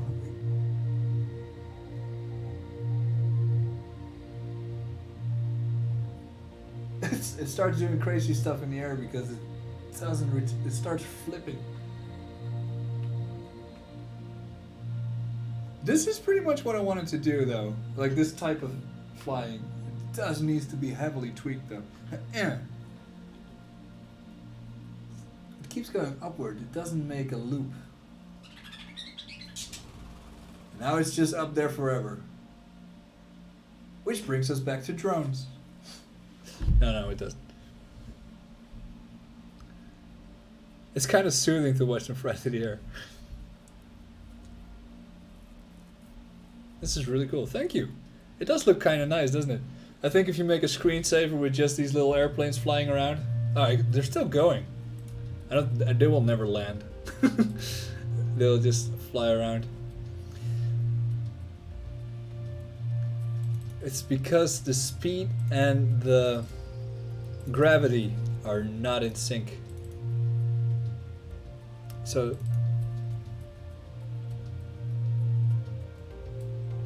I'm not 100% sure why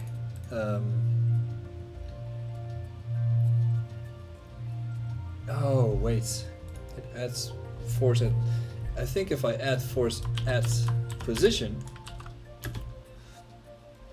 First the forest, then the city. Then I can like add it a little bit more to the front of the plane, which I guess is over the z-axis, judging by this. So 0, 0, and let's say 4 centimeters at first. Whoops, what's happening? Nah, I'm good, thanks. So instead of adding it in the middle of the plane, which makes it go upward a little bit, I added a little bit more to the front.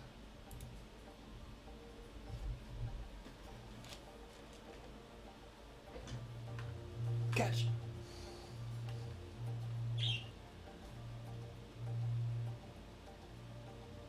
Doesn't want to do a loop, huh? If I just drop it. No, it's too slow.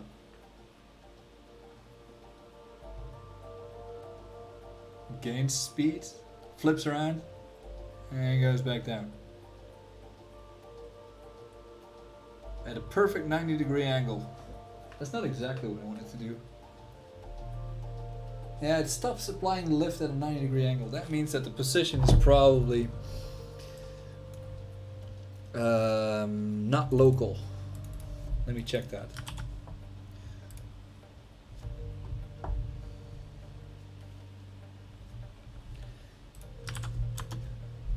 What if the game was multiplayer and you want to see whose plane gets the bigger distance? VR multiplayer sports with back power up. That could actually be really cool. And I do also see people throwing their controller through their through their screens at some point when they're trying to throw it at a really like a super hard angle. Ah yes, so I looked up the documentation. At force at position is world coordinates. So I simply just have to convert it.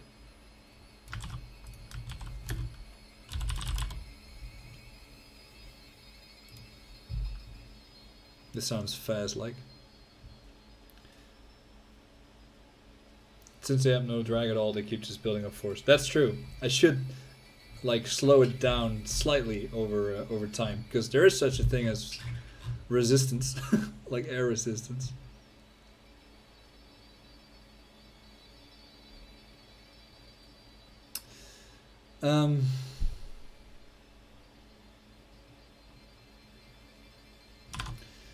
Let me think. What's the easiest way to make a local position into a world position? Does transform have a method to that?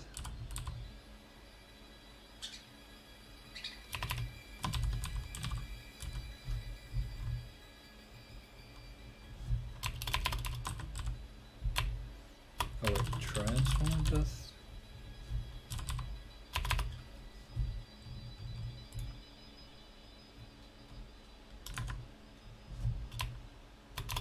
Oops. Ah, there we go. Transform the transform points. No documentation. Great! Autocomplete says no documentation.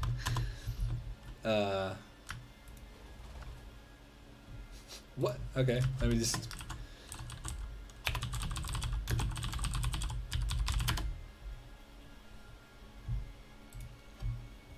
What does the actual documentation say?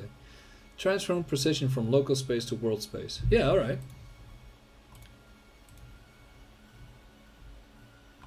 Not 100% sure why this would... Okay, well, whatever. Transform points.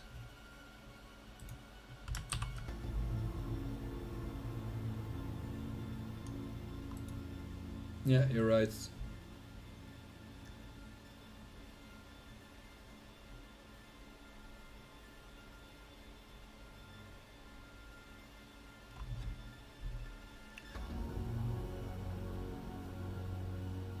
Force factor in world coordinates, position in world coordinates. I don't know why it keeps going upwards then if it just adds them in world coordinates. That seems to kind of work. You want world to local? No, I don't. No. Position from local space to world space. Yeah. Note that the return position is affected by scale. That's fine. Oh, Oh, it also has a transform direction. There's also an inverse transform point. Wow, I didn't even know that. I don't think I've ever used these before. So this is a local that I want to convert to world space. Yeah, okay. But not 100% sure what this does. No, still the same thing on that aspect. Ah, I was almost making a loop.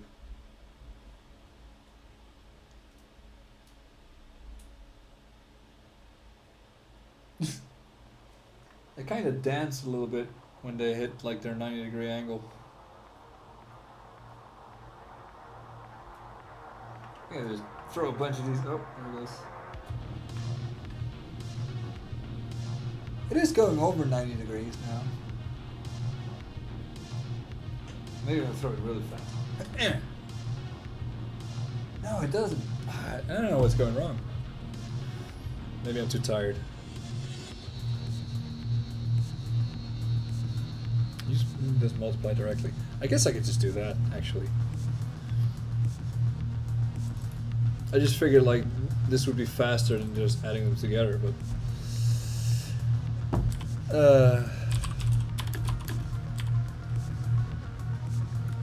like this is the position in world space, but it kind of doesn't make sense to add that force there.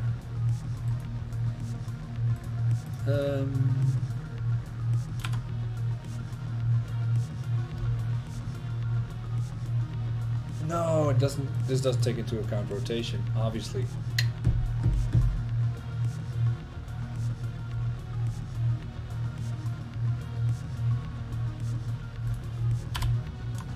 Let me just see what the if I'm working on the right object here.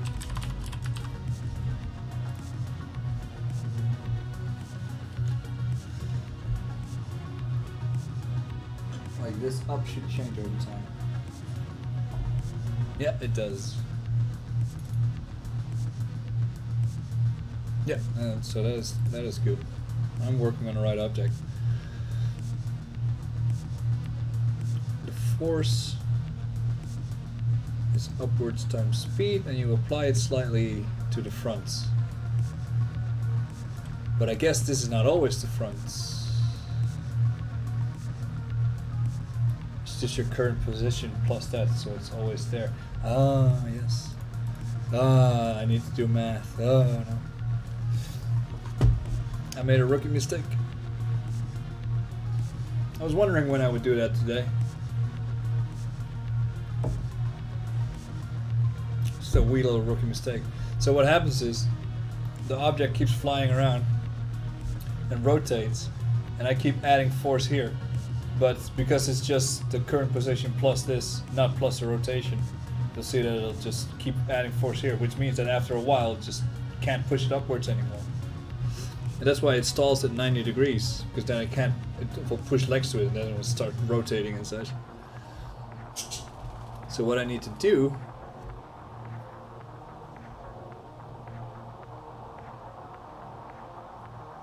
is local position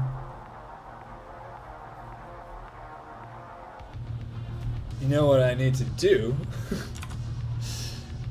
is very simple, actually. Because I don't want to do all these calculations all the time. So I'm going to add an empty object and then just go, what's it called?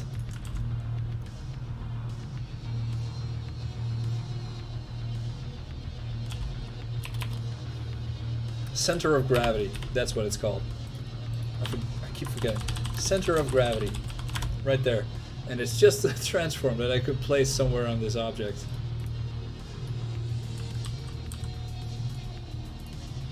And I'll place it near the front somewhere, around here. There we go. Done. And this is what I'll reference. Because this will automatically rotate with it anyway. Make Unity work for you. Private transform center of gravity. I usually just multiply. Are you cheeky? I did the same today.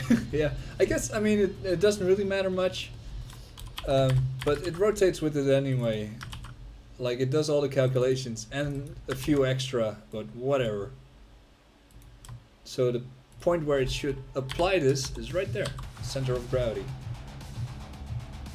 Which is also where the gravity should be applied and where the lift should be applied. So I guess this should also be at position. Oops.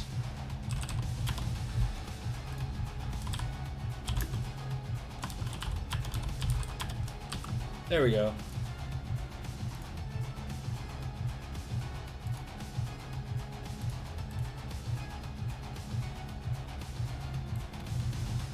There we go. Problem solved? Question mark? Alright, let's see what this does.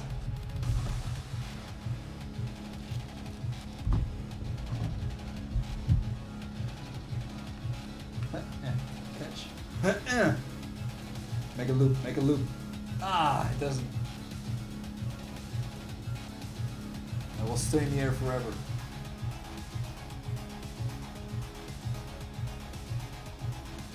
There she goes. Whoops.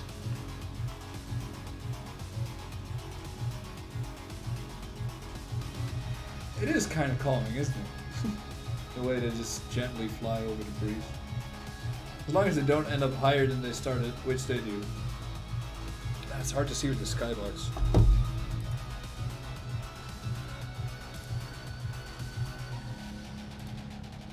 I'm gonna replace this with a solid color. Something a little dark to reflect the outside, and also my soul. Also makes the planes easier to see. There we go. Kind of weird not having a horizon, but yeah.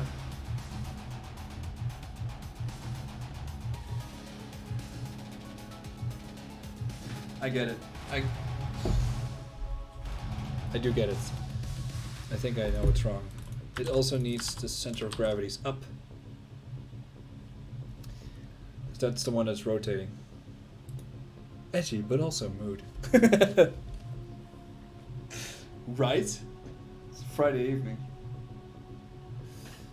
Because that rotates with it. Alright, there we go. Oops. Please, please. No! Why don't you work? It does go pretty high.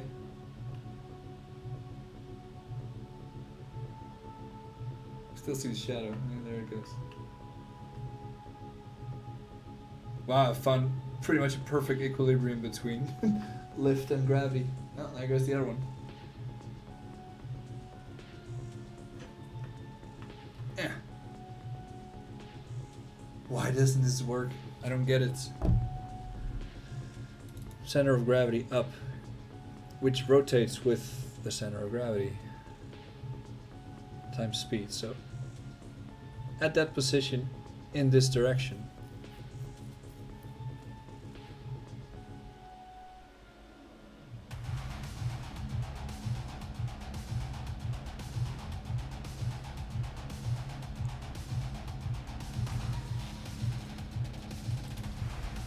I'm gonna disable gravity for a little bit.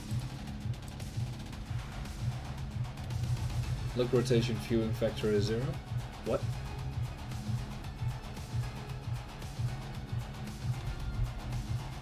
Oh. Oh yeah, no gravity. There she goes.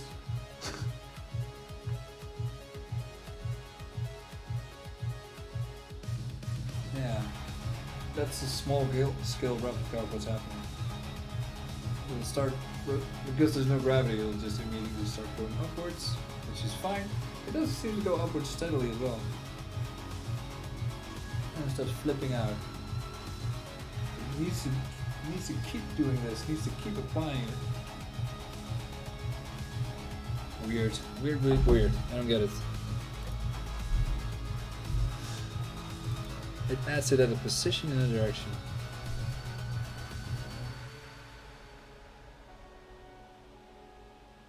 solution to this. Go to bed, get some sleep, see if you can find it tomorrow in the next stream.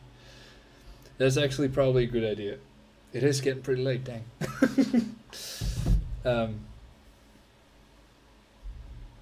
I already had this working in Unreal. How did I do that? I just used the forward vector and the up vector. I know past Ron knows how to fix this. Now if only current or future Ron knows.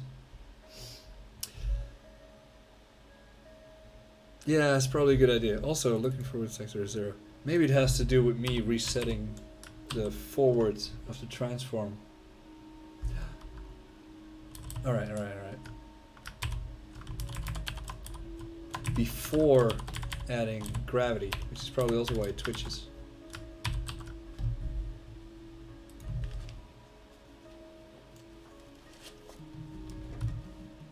It is kind of bedtime, isn't it? Just one more try. One quick little try. Dang it. It does look smoother, but not the point.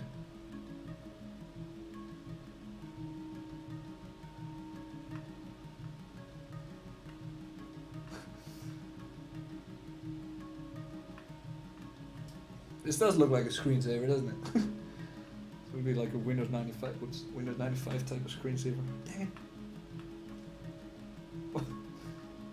You can throw these way quicker than I thought. I feel like that it gets basically a random direction. And then does the same thing. I need to add drag, that's a good point. Viewing factor is 0. Oh yeah, at some point I guess the rigid body velocity is pretty much 0, so then the forward cannot be Z.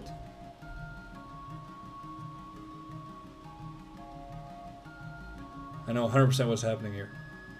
Please, enlighten me. So otherwise I'll have nightmares. I'm applying it at the right position, in arguably probably the right direction, multiplied by the current speed, at the center of gravity position, yeah.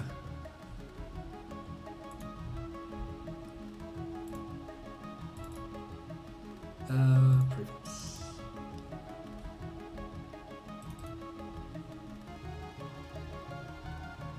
This does rotate with the object, right?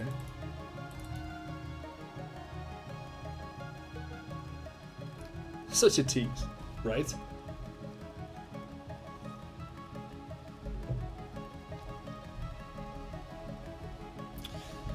You just said forward, basically look at, right? If you fly upwards, that means the thing will probably want to point in the direction facing upwards. So once it goes over 90 degrees, it just flips upside down. Oh, that actually makes sense, kinda. Alright, turn this off. Just assume I'm throwing it straight.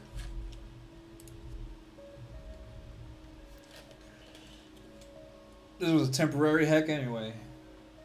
Whoops. Yeah, okay. Yeah. There we go, look at it loop. Not exactly how I want it to loop. But this is how it's supposed to do it. Way too fast though, if I just... It's okay. But this is way too forward. So the speed multiplied by 1.4, like divided by 10 or something. And also it's applying it basically to the front, which is probably not where the center of gravity is on a paper plane.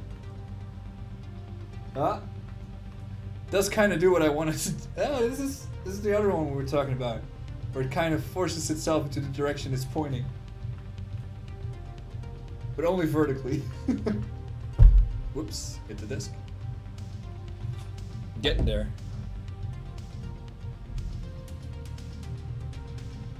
So a little bit of this. Order of multiplications operations is inefficient. Huh? Speed. Okay, this is apparently faster.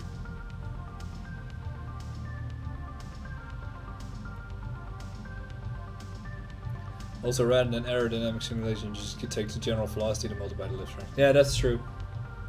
I was just using its magnitude. But I was hoping it would at least do a loop.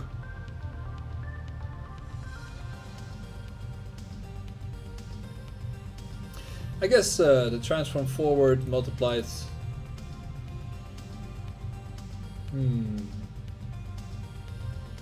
by its... the length of the vector in that direction, I guess. Oh yeah, that should be doable. Tomorrow after I wake up, but for now, this is good. I'm just gonna place the center of gravity slightly more towards the middle. If it lets me. Somewhere around here, which is very much in the middle. 2 centimeters to the front. And slightly up. A little bit more. I mean, this is realistic, but it's probably not really giving the effect that I wanted to. Whoops.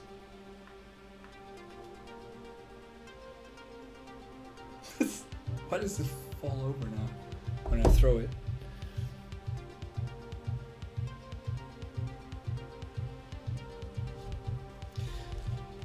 Man, if I need to make this realistic.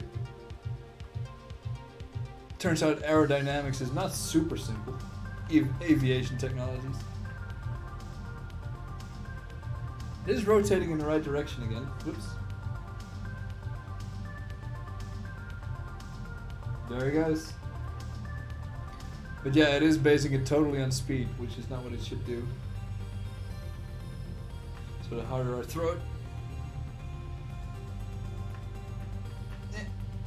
Got it. Nice. Getting somewhere though. That's a good tip. The teacher is getting taught. Yeah, that was quite helpful. And I did forget, even though I said it like not 20 minutes ago that, oh, I'm just using the total speed including gravity. Kind of totally forgot about it 10 minutes later. That looks more like the stuff you throw in Half-Life and Portal. It does actually. As in, it just flops around a little bit.